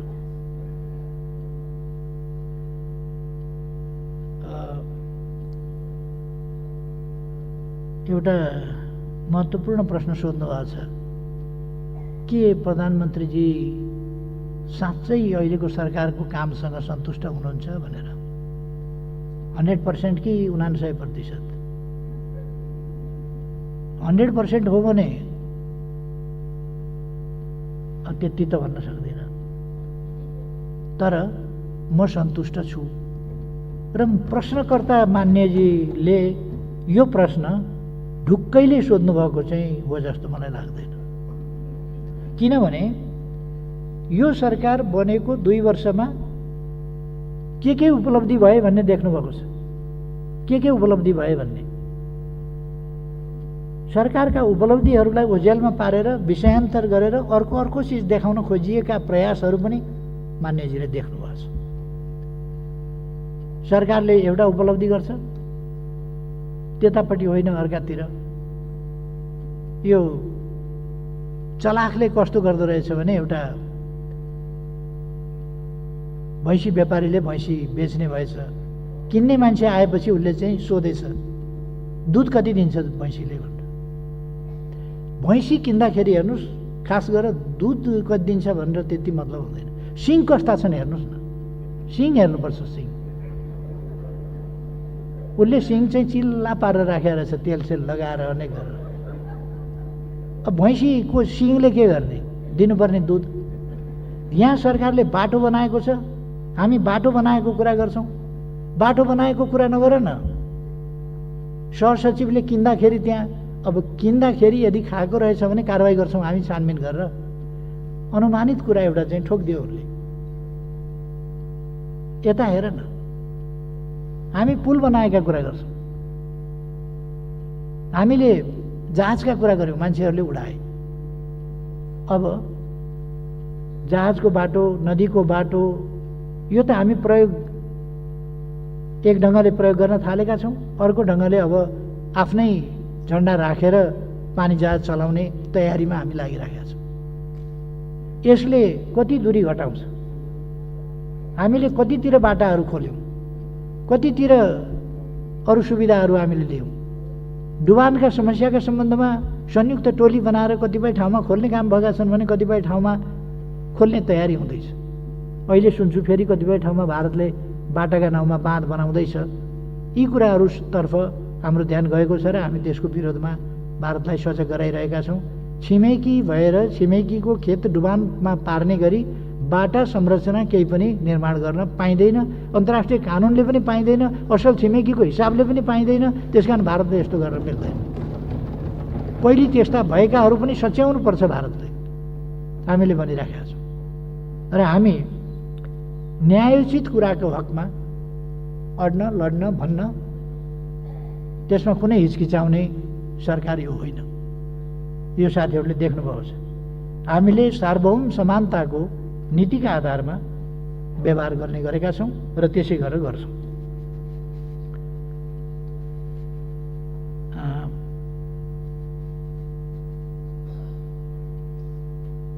यस सरकारले सङ्घीय संरचना, संविधानको कार्यान्वयन, सङ्क्रमणलाई अन्त्य गर्ने, स्मुथली सबै कुरा टुङ्ग्याउने यी सबै काम गरेका छ। कोरोना यस सरकारको कमजोरीको कारणले आएको होइन, विश्वव्यापी रूपमा आएको छ। यससँग यस सरकारले प्रभावकारी ढङ्गले सामना गरिराखेका छ। अन्यत्रको भन्दा अहिले पनि पिसिआर टेस्ट भएन भनेर साथीहरूले उठाइराख्नु भएको छ। प्रति 10 लाख पिसिआर टेस्टमा भुटानभन्दा पछि, भुटानको जनसङ्ख्या पनि थोरै छ, उसले सीमा लक गरेको छ। उसका मान्छे बाहिर पनि कम थिए, बाहिरबाट पनि कम आए, आउने स्थिति पनि रहेन। त्यसले गर्दाखेरि भुटानले रोक्न सकेका छ। त्यसबाहेक अरू देशभन्दा त हामी अगाडि छौँ अहिले पनि। त्यसकारण म भन्न चाहन्छु कि यो अहिलेको सरकारको कमजोरीको प्रश्न होइन, यो विश्वव्यापी महामारीको प्रश्न हो, जसको सामना अहिलेको सरकारले प्रभावकारी ढङ्गले गरिरहेको छ र गर्नेछ। थुप्रो चिज किने होला, त्यति बेर व्यापारिक भएन। अहिले सेना आफू उत्पादन गर्ने, आफू भरसक उत्पादन गर्दै जाने बाटोमा लागिराखेको छ। त्यसो गर्दा चाहिँ व्यावसायिक नभएर आफ्ना निम्ति चाहिने सामानहरू आफैले उत्पादन गर्ने अनि बाहिर खरिद प्रक्रिया र खरिद बिक्रीका कुराहरूमा नजाने कुरा भएपछि र केही उसलाई चाहिने कुराहरू, जस्तो सेनाको अस्पताल छ, अस्पताललाई सामग्री चाहिन्छ, त्यो उसले छिटो छरितो ढङ्गले आफैले ल्याउँछ त्यो सामग्री भने सेनाले अस्पताल चलाउन पाउँछ कि पाउँदैन? अहिलेको सरकारले सेनाको अस्पताल त बनाएको होइन, सेनाको अस्पताल उहिले बनेको छ। अनि त्यो अस्पतालमा उहिलेदेखि सामानहरू आफूले औषधि उपकरण आदि किन्ने गरेको छ। अनि अहिले सेनाले 28,000 पिसिआर जस्तो केही सामानहरू आफूलाई आवश्यक पर्ने, आफ्नो तर्फबाट सेवा उपलब्ध गराउनका लागि आवश्यक पर्ने र सेना फ्रन्टमा बसेर सेवा गरिराखेका छ अहिले कोभिड-19 को सम्बन्धमा। त्यसै प्रसङ्गमा आफ्नै सुरक्षाका लागि चाहिने पिपिई जस्ता कुराहरू मगाउने कुरामा यदि सेनाले किन्यो भने अब यसमा आपत्ति हुनुपर्ने कुरा म के भन्न चाहन्छु भने सेनालाई हामीले कुनै एउटा चाहिँ यो फरक खालको चाहिँ नेपालभन्दा बाहिरको, नेपाल सरकारभन्दा बाहिरको केही जस्तो गरेर व्यवहार गर्नुपर्ने वा त्यस्तो धारणा राख्नुपर्ने त्यस्तो आवश्यकता होइन। यो नेपाल सरकारको एउटा अङ्ग हो, एउटा निकाय हो, एउटा विभाग जस्तो कुरा हो। त्यसकारण सुरक्षा सम्बन्धी हाम्रा सबै संयन्त्रहरू चाहिँ परिचालन हुन्छ। यसर्थ कुन चाहिँ कुरा अनि गृहको भूमिका कहाँ खोसिएको छ? गृह मन्त्रालयको भूमिका खोसिएको छैन, तर सेनालाई पनि सेनाको भूमिका दिइएको छ यति बेला। अनि विपद व्यवस्थापनका अधिकारहरू खोसिएको छ र त्यो पनि खोसिएको छैन। विपद व्यवस्थापनका गृहका जिम्मेवारीहरू खोसेर सेनामा सारिया छ र त्यसकारण यस्तो भ्रमपूर्ण कुराहरू मा पर्न हुन्न, भ्रममा नपरौँ भन्ने म आग्रह गर्न चाहन्छु। एउटा मैले चाहिँ सुने विशाल ग्रुप भन्ने, विशाल ग्रुप कुन हो? कहिले ओम्नीको चर्चा गरेका सुन्छु, कहिले कसको चर्चा गरेका सुन्छु। मैले पटक पटक भन्ने गरेको छु, यो अब जथाभावी नै बोल्ने हो भनेदेखि त बेग्लै कुरा भयो। जसलाई जे मुख छाडे पनि सन्तोष हुन्छ भने त बेग्लै कुरा भयो। नत्र भने कहिले कोबाट सञ्चालित छ, ओम्नी ग्रुप भनेको छ त्यत्तिकै बोलेको छ, कहिले के भनेर बोलेको छ, कहिले विशाल ग्रुपसँगको साँठगाँठबाट भन्ने कुराहरू गरेको छ। यस्तो कुराहरू हामी सांसद जस्तो जनप्रतिनिधिहरू जस्तोले बोल्दाखेरि अलिक तथ्य प्रमाणका आधारमा बोल्नु वाञ्छनीय हुन्छ। फेरि पनि म के भन्छु भने यस्ता सबै कुराहरू जे उठेका छन् तिनीहरूप्रति मेरो ध्यान गएको छ। कहीँ कुनै प्रकारको अनियमितता वा अनुचित तरिकाहरू पाइयो भने त्यसको छानबिन हुने र त्यस सम्बन्धमा अनुचित क्रियाकलाप देखिएमा दण्डित हुने, त्यो कुरा मैले रिपिटेडली भनेको छु। त्यसमा कुनै कम्प्रोमाइज हुँदैन र बेठिक कुराहरू सह्य हुँदैनन्। गैर कानुनी अथवा अनियमित अथवा भ्रष्ट कुराहरूलाई यस सरकारले सहदैन, त्यो कुरा मैले रिपिटेडली भनेको छु। अब अर्को कुरा,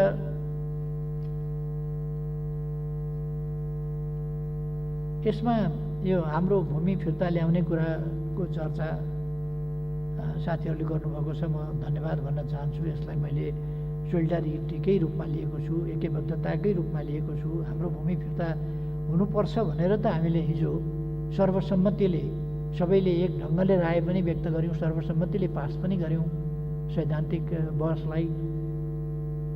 यसमा कुनै मतभेद छैन। यो एकदमै खुसीको कुरा हो। म सबै साथीहरूलाई अघि नै पनि मैले सुरुमै भने म धन्यवाद भन्न चाहन्छु। सबै साथीहरूप्रति आभार व्यक्त गर्न चाहन्छु। यस्ता विषयहरूमा हामी एकजुट हुनुपर्छ। यसमा हामीले फेरि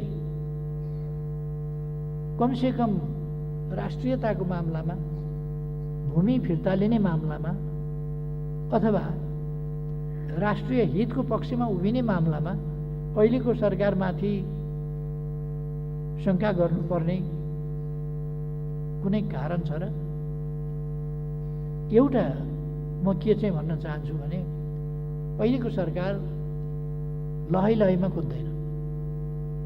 जे राष्ट्रको हितमा छ, जे राष्ट्रको पक्षमा हुन्छ, जे देशको सार्वभौमसत्ता, स्वाधीनता, भौगोलिक अखण्डता, राष्ट्रिय हित र स्वाभिमानको पक्षमा हुन्छ, त्यसमा अध्ययन गरेर हेरेर जानी बुझिकन, कुनै आग्रहवश होइन, कुनै पूर्वाग्रहवश होइन, अध्ययन गरेर हेरेर त्यसमा निष्कर्षमा पुग्छ र जे निष्कर्षमा पुग्छ त्यसमा दृढताका साथ उभिन्छ। यो अर्को यस्तो खालको भाषा पनि प्रयोग नगरौँ भन्ने मेरो सुझाव छ साथीहरूलाई। मैले यो प्रधानमन्त्री तथा मन्त्री परिषदको कार्यालय अन्तर्गतका विषयहरूको सम्बन्धमा, विनियोजित बजेटको सम्बन्धमा नबोल्ने कि गत वर्ष पनि म बोलेको थिइनँ, अर्थमन्त्रीजीले जवाब दिनुभएको थियो। यसपल्ट पनि नबोल्ने कि भन्ने अलिकति कुरा चलेको थियो। अब साथीहरूको बोल्नुपर्छ, प्रधानमन्त्री आएर बोलिदिनुहोस् भन्ने कुरा भन्दाखेरि हुने ठाउँमा के पार्टीले प्रतिबन्ध लगाएको हो, के विदेशीले प्रतिबन्ध लगाएको हो बोल्नलाई? यो अलिक प्रश्न भयो र यस्तो।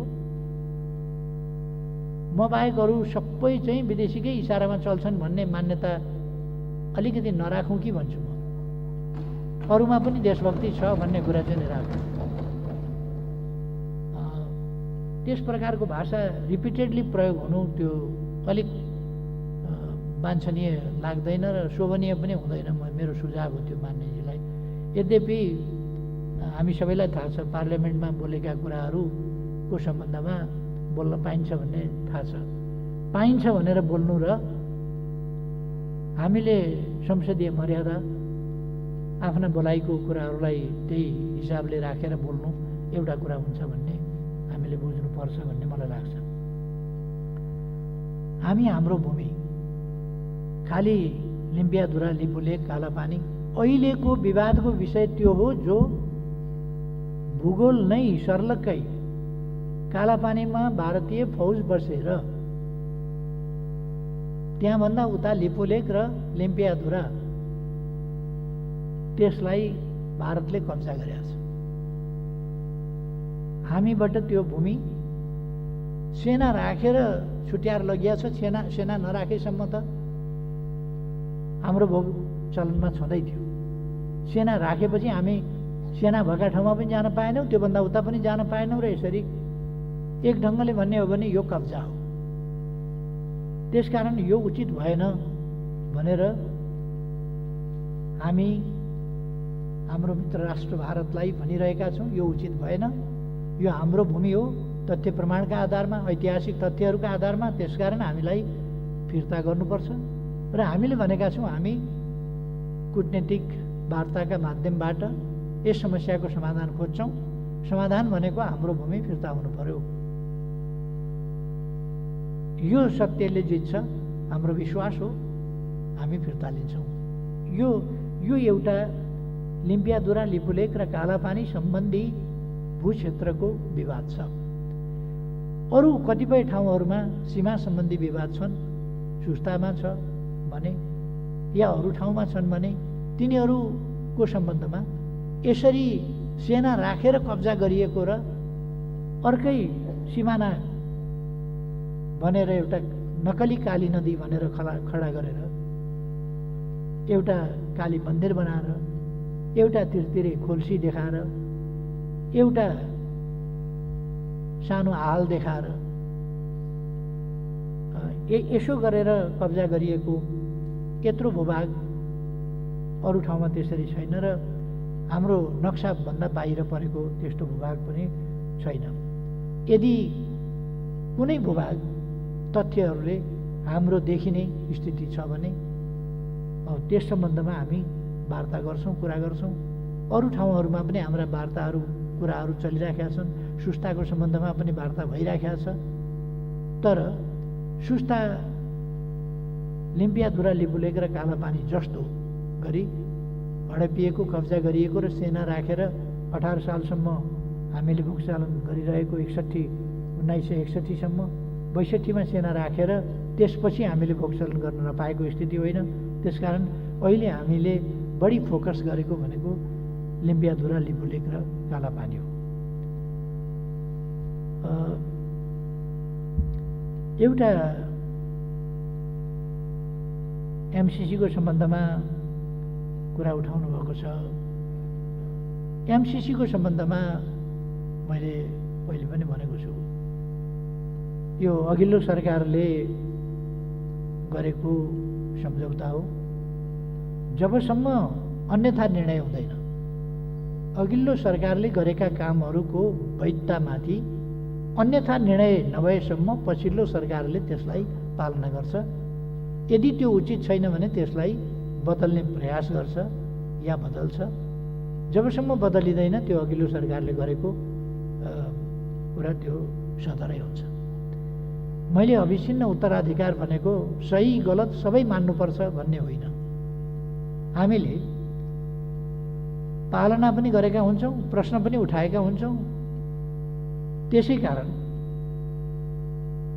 कतिपय कुराहरू 1950 को सन्धि पालना पनि भइरहेको छ, किनभने त्यो बदर भएको छैन। तर हामीले मानेका पनि छैनौँ। त्यो अपमानजनक छ, त्यो हाम्रो हितमा छैन। त्यसकारण हामीले त्यसलाई स्वीकारेका छैनौँ। यसै कारण हामीले अघिल्लोपल्ट म प्रधानमन्त्री भएर भारत जाँदा एउटा विज्ञहरूको समूह गठन गरेर त्यो विज्ञहरूको समूहले मेहनत साथ काम गरेर एउटा प्रतिवेदन पनि तयार गरेको छ। त्यो प्रतिवेदन दुईजना प्रधानमन्त्रीलाई, भारतका प्रधानमन्त्री र नेपालका प्रधानमन्त्रीलाई त्यो उच्च स्तरीय विज्ञ समूहले बुझाउनु पर्ने हो। हाम्रो तर्फबाट हामी तयार छौँ, तर पहिले भारतले बुझ्ने भन्ने उहाँहरूले बनाउनु भयो। बुझ्ने कहिले पहिले भन्ने कुराको विवाद ठुलो कुरै होइन। त्यसकारण हामीले हुन्छ भन्यौँ। हामीले पहिले बुझ्ने भनेको भए पनि हामीले बुझेर उहाँहरूले नबुझ्ने हो भने पनि त्यो अधुरै रहन्थ्यो। उहाँहरूले बुझेर हामीले नबुझ्दा पनि अधुरो रहन्थ्यो। त्यसकारण दुइटैले बुझ्दाखेरि जसले पहिले बुझे पनि हुन्छ भनेर हामीले भारतले पहिले बुझे पनि हुन्छ भनेर मान्यौँ र उहाँहरूले बुझ्नु भएको छैन। यो एउटा चाहिँ नि दुःखद कुरा हो। उहाँहरूले त्यो बुझ्नु र त्यस सम्बन्धमा अगाडि के गर्ने भन्ने दुईटा प्रधानमन्त्रीले अगाडि बढाउने बाटो खोज्नु र त्यसका सिफारिसहरूलाई कार्यान्वयन गर्ने, त्यहाँ देखाइएका समस्याहरूको समाधान गर्ने, त्यो कामहरू गर्नुपर्ने। त्यसमा 2 वर्षदेखि भारतको रुचि नदेखिनु त्यो सहज कुरा पनि होइन, स्वाभाविक कुरा पनि होइन। अब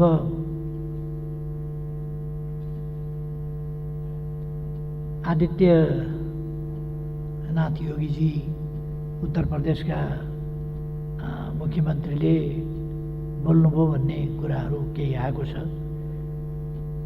यदि उहाँले त्यसरी बोल्नुभएको हो भने त्यो जायज होइन र त्यसरी नेपाललाई यदि उहाँले धम्काउन खोज्नु भएको हो भने त्यो उचित होइन। त्यो म अहिले त्यति भनौँ। र उहाँको बोलाइ उहाँ केन्द्रीय सरकारको निर्णायक व्यक्ति पनि नभएको र तैपनि उहाँ मुख्यमन्त्रीको हिसाबले यदि त्यस्तो बोल्नुभएको हो भने त्यो नबोलिनु पर्थ्यो। त्यो बोल्नुभएको हो भने आलोच्य विषय हो। त्यो बोल्नुभएको र त्यसरी नेपाललाई धम्की दिनुभएको हो भने त्यो निन्दनीय विषय हो। त्यसलाई नेपालमाथिको हामी एउटा अपहेलनाको रूपमा बुझ्छौँ त्यस्तो कुरालाई। र नेपाल हेपिन तयार छैन, हेपिन मान्दैन भन्ने कुरा म योगीजीलाई स्मरण गराउन चाहन्छु।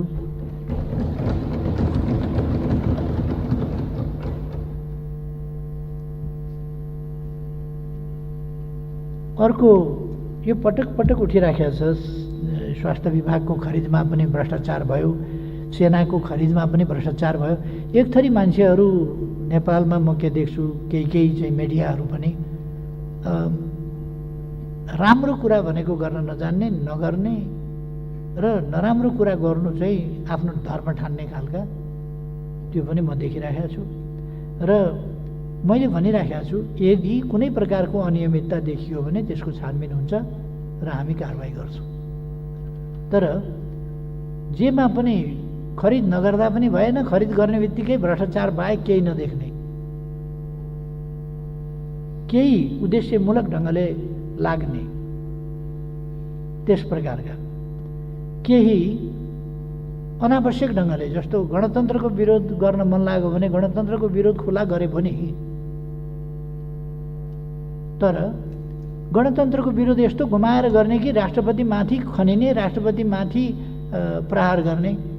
अनि कुर्सी कसले किनेर ल्यायो राष्ट्रपतिलाई थाहा हुन्छ, राष्ट्रपतिले अर्डर गर्छ कुर्सीको। प्रधानमन्त्रीले कार्पेट कहाँनेरि राखियो प्रधानमन्त्रीले थाहा पाउँछ, त्यो गर्ने काम प्रधानमन्त्रीको हो र त्यहाँ। अनि प्रधानमन्त्रीको निवासमा कार्पेट कहाँनेरि राखियो, कहाँनेरि राखिएन, प्रधानमन्त्रीलाई थाहा हुन्छ, राष्ट्रपतिलाई थाहा हुन्छ कहाँनेरि कार्पेट राख्यो, कसले खरिद के गर्यो भन्ने कुरा। त्यसकारण जेमा पनि राष्ट्रपतिको जसरी विरोध गर्ने, एउटा माखौल उडाउने, यो एउटा दलगत रूपले हेर्ने कुरा पनि उचित होइन। राष्ट्रपतिको संस्थालाई हामीले निष्पक्ष मर्यादित संस्थाको रूपमा व्यवहार गर्ने र राष्ट्रपतिलाई एउटा राष्ट्र प्रमुख तर कार्यकारी प्रमुख होइन, कार्यकारी अधिकार नभएको राष्ट्रपतिको रूपमा, सम्मानित संस्थाको रूपमा र खास केही अधिकारहरू मात्रै दिएर दैनिक शासन प्रशासन सञ्चालनबाट अलग राष्ट्रपतिलाई हामीले राख्ने गरेका छौँ। तर राष्ट्रपतिले जवाफ पनि दिँदैन। तर राष्ट्रपतिको विरुद्ध लगातार अनवरत हरेक ससाना न्यूमा आक्रमणको तारो बनाइन्छ। मैले त्यसलाई गणतन्त्रका विरुद्धको एउटा साजिसको रूपमा मात्रै, गणतान्त्रिक प्रणालीलाई कमजोर बनाउने, गणतन्त्र ठिक होइन भन्ने कुरालाई लाने। के गर्नु पर्थ्यो त राष्ट्रपतिले? चुप लागेर बस्ने राष्ट्रपति चुप लागेर बसिया छ, त्योभन्दा बढी राष्ट्रपतिले के गर्नु पर्थ्यो? अनि त्यहाँ दुबो काटेर चौरी चिटिक्क पारियो। अहिले चौरी चिटिक्क पार्ने कि कोरोनाका विरुद्ध लड्ने भन्ने, अनि राष्ट्रपतिले त्यो कोरोनाका विरुद्ध नलड, यहाँ चौरी चिटिक्क पार भने हो र? त्यहाँ त त्यही दरबन्दीका मान्छे छन्, त्यही काम गरिराखेका होलान्। यो खालको चाहिँ नि जुन एउटा विरोधको शैली छ त्यो वास्तवमा के भने लोकतान्त्रिक पनि भएन, तान्त्रिक पनि भएन र गणतन्त्रका विरुद्धमा केन्द्रित र लक्षित हो। यस्तो कुरामा हामी हौसिनु हुँदैन भन्ने म सम्मानित सदन समक्ष अनुरोध गर्न चाहन्छु। त्यस्तो कुरामा बहकिनु हुँदैन। हामी जोसुकै होस् एउटा मर्यादित ढङ्गले पेश हुने तरिका अवलम्बन गर्नुपर्छ।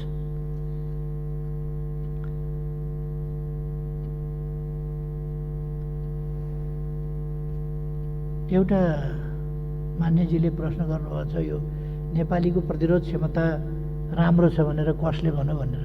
भर्खरै सुन्नुभयो नि, मैले भनेको। त्यो त मैले भने।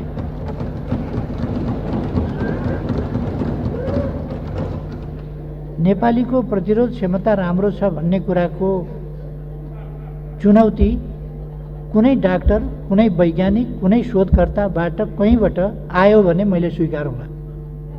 तर नेपालीको प्रतिरोध क्षमता, नेपाली अलिकति आधा नेपाली हिमाली भेगतिरै स्वच्छ हावा, स्वच्छ पानी, उकाली ओह्राली हिँडेर पहाडी जनजीवनमा बसेका छन् र स्टामिना बलियो छ एउटा।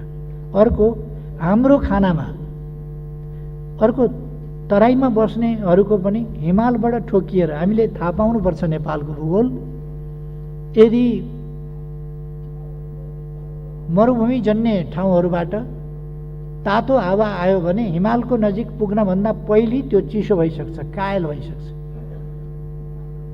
हिमालको छेउमा पुग्नभन्दा अगाडि, हिमालसँग ठोकिनभन्दा अगाडि कायल भइसक्छ। हिमालसँग ठोकिँदाखेरि त्यो बरफ भएर बग्ने स्थितिमा पुग्छ। त्यो फर्किएको हावामा सास फेरेका नेपालीहरू। यो देश झार उम्रियो भने यार्चा गुम्बा भएर उम्रिने देश हो। यस देशमा ढुङ्गाबाट शिलाजित निस्किन्छ। यस देशमा माटो सिमरिक हुन्छ। यो देश जडीबुटीको देश हो, औषधिको देश हो। यस देशको पानी हिउँबाट हिमालमाथि बसेर त्यसपछि पग्लिएर अनेक मिनेरल तत्त्वहरूसँग खेल्दै तल रसाएर निस्किएको पानी हुन्छ। त्यसकारण यो इभिएन बराबरको छ यो पानी यहाँको। त्यसकारण यो उकाली ओह्राली गर्ने, परिश्रम गर्ने, फिजिकल वर्क गर्ने र यस्तो देशका मान्छेहरूको स्वाभाविक रूपमा यो वैज्ञानिक कुरा हो। जहाँ योगाको ट्रेडिसन छ, जहाँ व्यायामको ट्रेडिसन छ, यस देशमा जहाँ योगा पैदा भयो, यस देशमा इम्युन सिस्टम तगडा छ भन्ने कुरा स्वतः सिद्ध छ। अर्को, हाम्रो भान्सामा म विनम्रताका साथ भन्छु, अरू कसैप्रति कुनै धक्का नपर्ने गरी, नेपालीहरूको भान्सामा पाउरोटीमा बटर दलेर खाने तहको होइन। यहाँ दाल, चामल, मकै, बटमास यी अनेक चिज हुन्छन् र त्यसमा बेसार अनिवार्य हुन्छ, नुन अनिवार्य हुन्छ, खुर्सानी अनिवार्य हुन्छ, या जिरा, धनियाँ, प्याज, लसुन, अदुवा यी सबै औषधि हो। हरेक दिन औषधि खाएर प्रतिरोध क्षमता बढाएको नेपाली यसको प्रतिरोध क्षमता माथि हुन्छ भन्ने कुरा स्वतः सिद्ध छ।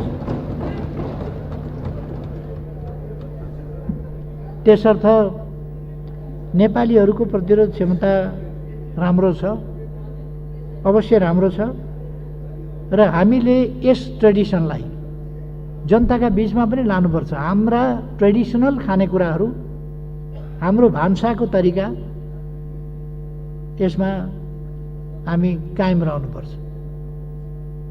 नयाँ शैली भनेर पिज्जातिर कुद्ने भन्दा ढिँडो र अचारसँग नै ठिक छ, सागसँगै ठिक छ, यतापट्टि नै हामीले सोच्नुपर्छ। म भन्न चाहन्छु,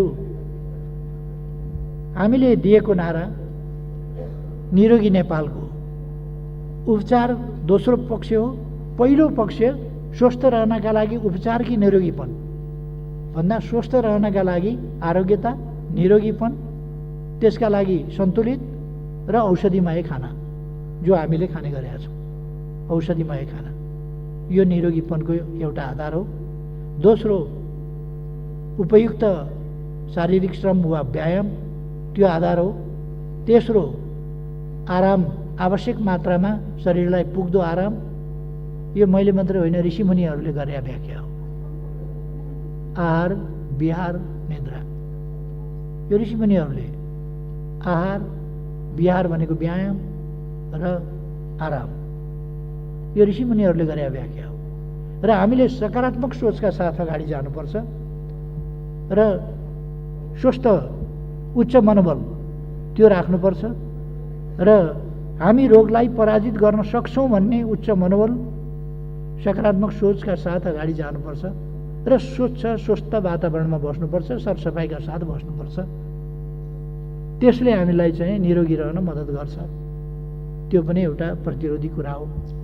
त्यसै कारण अहिले किन विज्ञानले भनेको छ बासी कुरा नखाऊ, फ्रिजको भन्दा बढी ताजा खाऊ। हामी ताजा खानेकुरा पकाएर खान्छौँ। त्यसकारण यसर्थ म नम्र निवेदन गर्न चाहन्छु, नेपालको सबै नराम्रो, नेपालको खानेकुरा पनि नराम्रो, नेपालको बाजा पनि नराम्रो, नेपालको गीत पनि नराम्रो होइन, सबैतिरको भन्दा खाना पनि राम्रो, बाजा पनि राम्रो, गीत पनि राम्रो, दोहोरी पनि राम्रो, रोदीघर पनि राम्रो, नेपालकै राम्रो। हात मिलाउनेबाट नमस्ते गर्ने राम्रो भन्ने कुरा थाहा भइसक्यो। अहिले हामी पनि हात मिलाउनेमा गइसकेका थियौँ। अब नमस्ते गर्नु पो ठिक रहेछ। हाम्रा पुर्खाले भनेको कुरातिर नमस्कारै ठिक रहेछ। त्यसकारण कतिपय बेठिक कुराहरू छन् भने तिनलाई छोडौँ, नत्र भने यी कुराहरूतर्फ ध्यान दिउँ भन्ने मेरो चाहिँ नै आग्रह हो। हामीले, हाम्रा पुर्खाहरूले हजारौँ वर्ष लगाएर खोज, अध्ययन, अनुसन्धान गरेर, मैले भन्ने गरेको छु, हाम्रा पुर्खाले नचाखेको कुनै पात छैन होला, वृक्षको, लहराको कुनै बोक्रो छैन होला, कुनै फुल छैन होला, कुनै जरो छैन होला हाम्रा पुर्खाले नचाखेको। त्यसै कारण कुन औषधि हो, कुन चाहिँ बिख हो, कुन औषधि केमा, कसको बोक्रो केमा ठिक हुन्छ, कसको पात केमा ठिक हुन्छ, कसको मुन्टो पिसेर लाउँदाखेरि कहाँ ठिक हुन्छ भन्ने कुरा हाम्रा पुर्खाले यो हजारौँ वर्ष लगाएर गरेको आविष्कार, ती कुराहरू हामीले छोड्नु हुँदैन। यसै कारण आयुर्वेद, होमियोपेथी जस्ता कुराहरू हाम्रा क्षेत्रका आविष्कार यी अत्यन्त महत्त्वपूर्ण छन्, मूल्यवान छन्, यसको विकास गर्नुपर्छ भन्ने हो। एउटा प्रश्न गर्नुभएको छ साथीहरूले,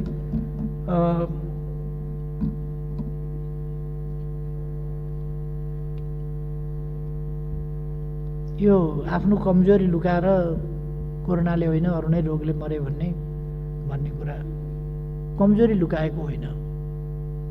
यो एउटा सामान्य तथ्य भनेको। कहिले कहिले के हुन्छ भने कोरोनाले पनि मान्छे मर्छ, तर कहिले कहिले के हुन्छ भने अर्कै रोगले, कारण चाहिँ अर्कै रोगले निधन भएको हुन्छ, तर कोरोना पनि लागेको हुन्छ। विश्व स्वास्थ्य सङ्गठनको मापदण्ड अनुसार, उसको नियमअनुसार कोरोना यदि पोजिटिभ भेटियो भने जुनसुकै रोगले मरेको भए पनि कोरोनाले मरेको भनेर मान्नुपर्छ। त्यसकारण हामीले 15 जना कोरोनाले मरेको भन्यौँ, तर त्यो हेर्दाखेरि कोरोनाले मरेको चाहिँ देखिँदैन। अथवा डक्टरहरूको पनि भनाइ के छ भने मर्न चाहिँ कोरोनाले नै मरेको होइन, तर कोरोना पनि लागेपछि विश्व स्वास्थ्य सङ्गठनको मापदण्ड अनुसार कोरोनाले नै मरेको भनेर मान्नु पर्या हो। त्यो मेरो मात्रै भनाइ होइन, त्यो डाक्टरहरूको पनि भनाइ हो जो त्यससँग सम्बन्धित हुनुहुन्छ। तसर्थ कमजोरी लुकाउनु पर्ने, कोरोनाले दुनियाँमा कमजोरी, भारतमा त्यत्रो मान्छे मर्या छ, चाइनामा पनि त्यति मान्छे मर्या थियो, अरू देशमा पनि त्यत्रो बिघ्न मान्छे मरेको छ, र अमेरिका जस्ता देशमा, युरोप जस्ता देशमा, युके जस्ता देशमा त्यत्रो नोक्सानी पर्या छ, कमजोरी लुकाउनु पर्या छैन। यहाँ 15 जना मर्दाखेरि कमजोरी लुकाउनु पर्ने हुन्थ्यो? 15 जना मात्रै मरेका देश त बहुत कम होला नि दुनियाँमा। त्यसकारण यो कमजोरी लुकाउनु पर्ने कुरा होइन। हामी मर्न नदिन चाहन्छौँ कोरोनाबाट। कोरोनाबाट मान्छे मर्न नपाउन्, कसैको निधन नहोस्, हाम्रो ध्यान त्यस कुरामा छ। तर त्यसबाट मात्रै मरेका होइनन्, अरू पनि कारण छन् भन्न खोजिएको। कोरोनाबाट अरू मर्न नदिने हाम्रो प्रयास छ, म त्यो स्पष्ट पार्न चाहन्छु।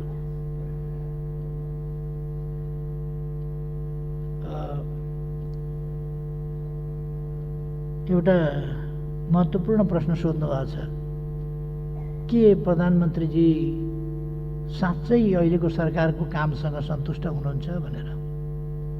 100% कि 99%? 100% हो भने त्यति त भन्न सक्दिनँ, तर म सन्तुष्ट छु। र प्रश्नकर्ता मान्यजीले यो प्रश्न ढुक्कैले सोध्नु भएको चाहिँ हो जस्तो मलाई लाग्दैन। किनभने यो सरकार बनेको 2 वर्षमा के उपलब्धि भए भन्ने देख्नु भएको छ। के उपलब्धि भए भन्ने, सरकारका उपलब्धिहरूलाई ओझेलमा पारेर विषयान्तर गरेर अर्को चिज देखाउन खोजिएका प्रयासहरू पनि मान्यजीले देख्नु भएको छ। सरकारले एउटा उपलब्धि गर्छ, त्यतापट्टि होइन अर्कातिर। यो चलाखले कस्तो गर्दो रहेछ भने, एउटा भैँसी व्यापारीले भैँसी बेच्ने भएछ, किन्ने मान्छे आएपछि उसले चाहिँ सोधेछ दुध कति दिन्छ भैँसीले भनेर। भैँसी किन्दाखेरि हेर्नुहोस्, खास गरेर दुध कति दिन्छ भनेर त्यति मतलब हुँदैन, सिङ कस्ता छन् हेर्नुहोस् न, सिङ हेर्नुपर्छ। सिङ उसले सिङ चाहिँ चिल्ला पारेर राखेर रहेछ, तेलसेल लगाएर अनेक गरेर।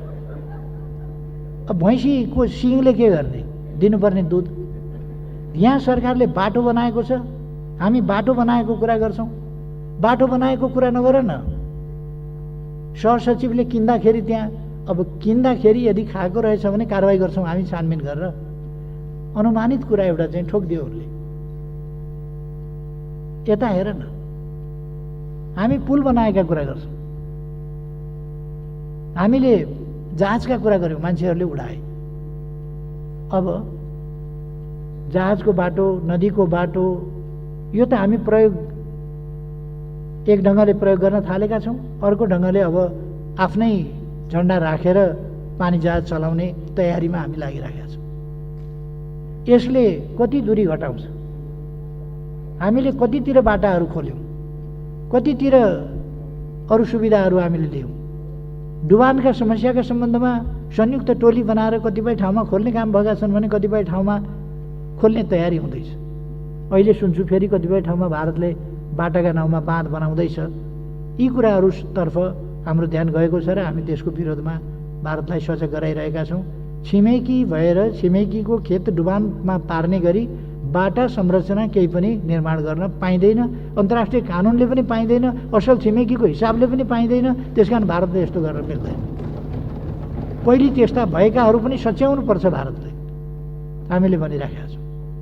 र हामी न्यायोचित कुराको हकमा अड्न, लड्न, भन्न, त्यसमा कुनै हिचकिचाउने सरकार यो होइन। यो साथीहरूले देख्नुभएको छ। हामीले सार्वभौम समानताको नीतिका आधारमा व्यवहार गर्ने गरेका छौँ र त्यसै गरेर गर्छौँ।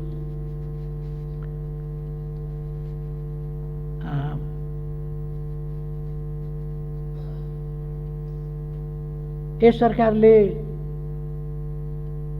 सङ्घीय संरचना संविधानको कार्यान्वयन, सङ्क्रमणलाई अन्त्य गर्ने, स्मुथली सबै कुरा टुङ्ग्याउने, यी सबै काम गरेका छ। कोरोना यस सरकारको कमजोरीको कारणले आएको होइन, विश्वव्यापी रूपमा आएको छ। यससँग यस सरकारले प्रभावकारी ढङ्गले सामना गरिराखेको छ। अन्यत्रको भन्दा अहिले पनि पिसिआर टेस्ट भएन भनेर साथीहरूले उठाइराख्नु भएको छ। प्रति 10 लाख पिसिआर टेस्टमा भुटानभन्दा पछि, भुटानको जनसङ्ख्या पनि थोरै छ, उसले सीमा लक गरेको छ। उसका मान्छे बाहिर पनि कम थिए, बाहिरबाट पनि कम आए, आउने स्थिति पनि रहेन। त्यसले गर्दाखेरि भुटानले रोक्न सकेको छ। त्यसबाहेक अरू देशभन्दा त हामी अगाडि छौँ अहिले पनि। त्यसकारण म भन्न चाहन्छु कि यो अहिलेको सरकारको कमजोरीको प्रश्न होइन, यो विश्वव्यापी महामारीको प्रश्न हो, जसको सामना अहिलेको सरकारले प्रभावकारी ढङ्गले गरिरहेको छ र गर्नेछ। कोरोनाबाट देशलाई मुक्त गर्छ। अनि असन्तुष्ट यसका लक्ष्यहरू, यसका उद्देश्यहरू, यसले लिएका नीतिहरू, यसले अगाडि सारेको दृष्टिकोण अथवा यसले प्रस्तुत गरेका कार्यक्रमहरू, यसले चालेका कदमहरू र यसले हासिल गरेका उपलब्धिहरू, कुन चाहिँ कुरामा असन्तुष्ट हुनुपर्नेछ? अहिले कोरोनाको कारणले हामीले भनेको उत्पादन वृद्धि दर हासिल भएन। यो सरकारको कमजोरी हो र सरकारसँग असन्तुष्ट हुनुपर्ने विषय हो र यो, अथवा सरकारलाई आलोचना गर्ने मौका पाइयो भन्ने विषय हो र? त्यसकारण म भन्न चाहन्छु,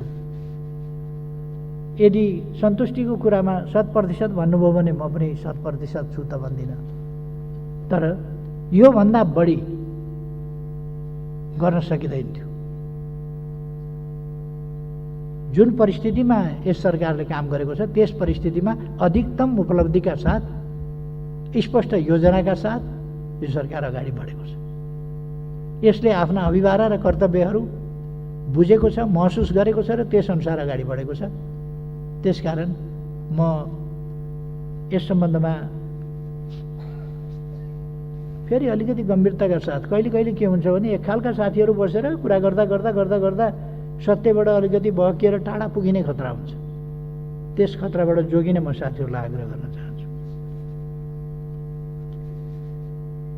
मन्त्री र प्रधानमन्त्रीको क्षेत्रमा मात्र बजेट भनेर मेरै क्षेत्रको हुँ भनेर मान्यजी अघि बोल्नुभएको थियो। उहाँ त दङ्ग खुसी हुनुहुन्छ होला मेरै क्षेत्रको, त्यहाँ चाहिँ बजेट गजबले पर्या हुनाले खुसी हुनुहुन्छ होला जस्तो लाग्यो। अब मैले चाहिँ यो थाहा नपाएको विषय हो। म आफ्नो क्षेत्रलाई मात्रै विकास गर्नुपर्छ, अरू क्षेत्र विकास नगरे पनि हुन्छ, अथवा मेरो क्षेत्रमा चाहिँ जनता छन् तिनलाई सुविधा चाहिन्छ, अरू क्षेत्रमा जनता छैनन् तिनलाई सुविधा चाहिँदैन, अरू क्षेत्रका जनता अरू नै हुन् उनलाई चाहिँ नि दुःख भए पनि हुन्छ, यस्तो सोच मेरो छैन। त्यसकारण मेरो क्षेत्रमा बजेट बढी पर्यो, मेरो क्षेत्रमा बेग्लै व्यवहार गरियो भन्ने कुरा त्यो सत्य होइन। यदि कहीँ त्यस्तो पर्न गएको भए पनि त्यो उचित होइन, त्यसलाई म स्वीकार्दैन। सबै क्षेत्रमा सँगै देशको विकास हुनुपर्छ, मेरो मान्यता त्यो।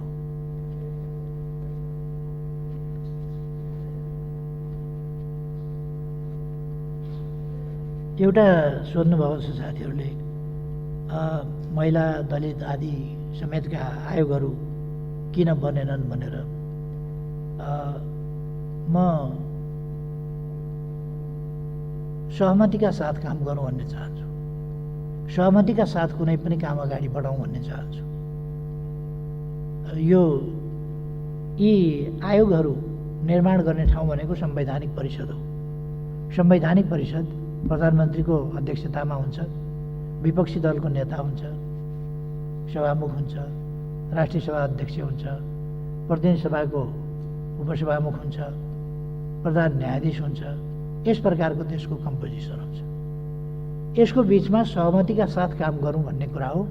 अहिले सहमतिका साथ काम गरौँ भन्ने कुरामा अलिक सहमति बन्दै गएको स्थिति छ र अब छिटै नै यी आयोगहरू गठन हुन्छन् भन्ने मेरो विश्वास छ र म त्यस प्रयासमा लागिरहेको छु।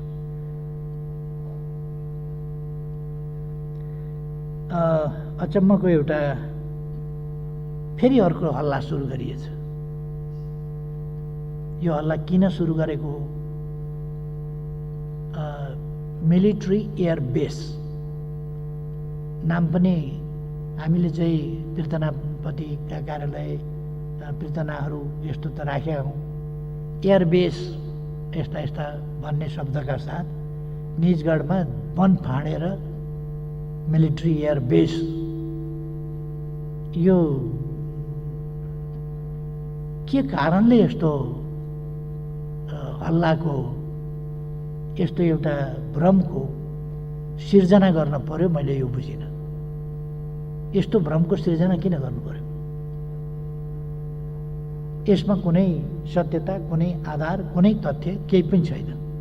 त्यसकारण म यो मिलिट्री एयरबेस बनाउने कुरा, जङ्गल फाँडेर, निजगढको जङ्गल फाँडेर त्यहाँ निजगढमा हामीले अन्तर्राष्ट्रिय विमानस्थल बनाउने भन्ने कुरा छ, त्यो अगाडिदेखि चलिराखेको छ र त्यसलाई अगाडि बढाइन्छ भन्ने कुरा म साथीहरूलाई, मान्यजीहरूलाई भन्न चाहन्छु।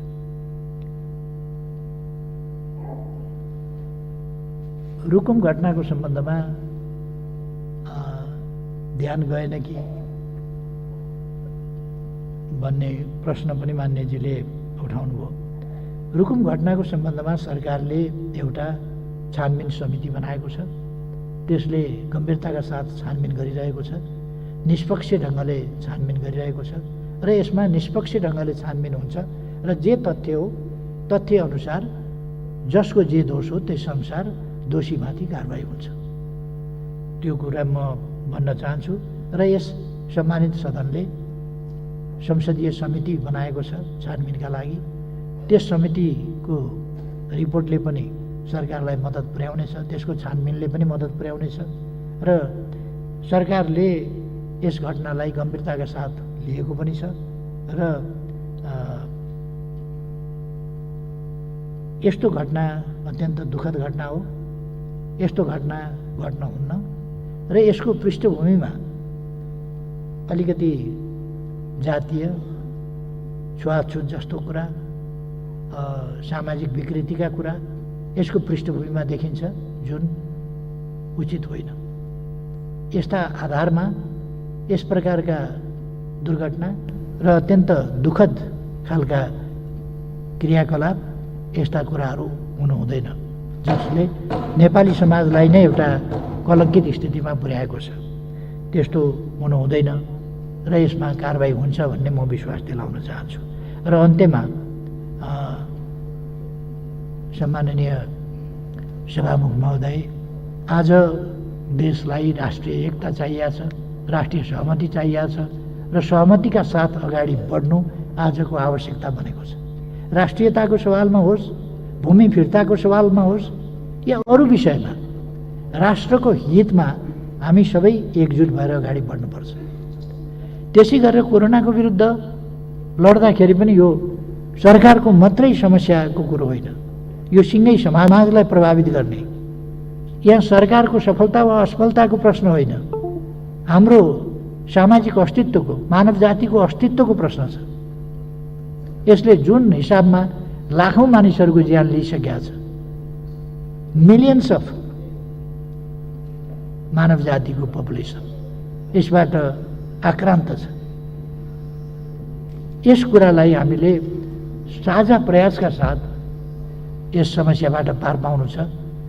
त्यसकारण हामी त्यसै गरी अगाडि बढौँ भन्ने म आग्रह गर्न चाहन्छु, आजको आवश्यकतामा जोड दिन चाहन्छु र सरकारको तर्फबाट लचिलापन देखाउने कुरामा, फराकिलोपन देखाउने कुरामा, सहमति र सहकार्यका साथ अगाडि बढ्न सरकार तत्पर रहेको कुरामा म साथीहरूलाई विश्वास दिलाउन चाहन्छु सभामुख महोदय मार्फत। र अन्त्यमा जुन एकता देखिएको छ, जुन समझदारी देखिएको छ, यसका निम्ति फेरि एकपल्ट म सबै दलहरू, सबै मान्यजीहरूमा हार्दिक धन्यवाद र आभार प्रकट गर्दै आफ्नो भनाइ टुङ्ग्याउँछु। धन्यवाद।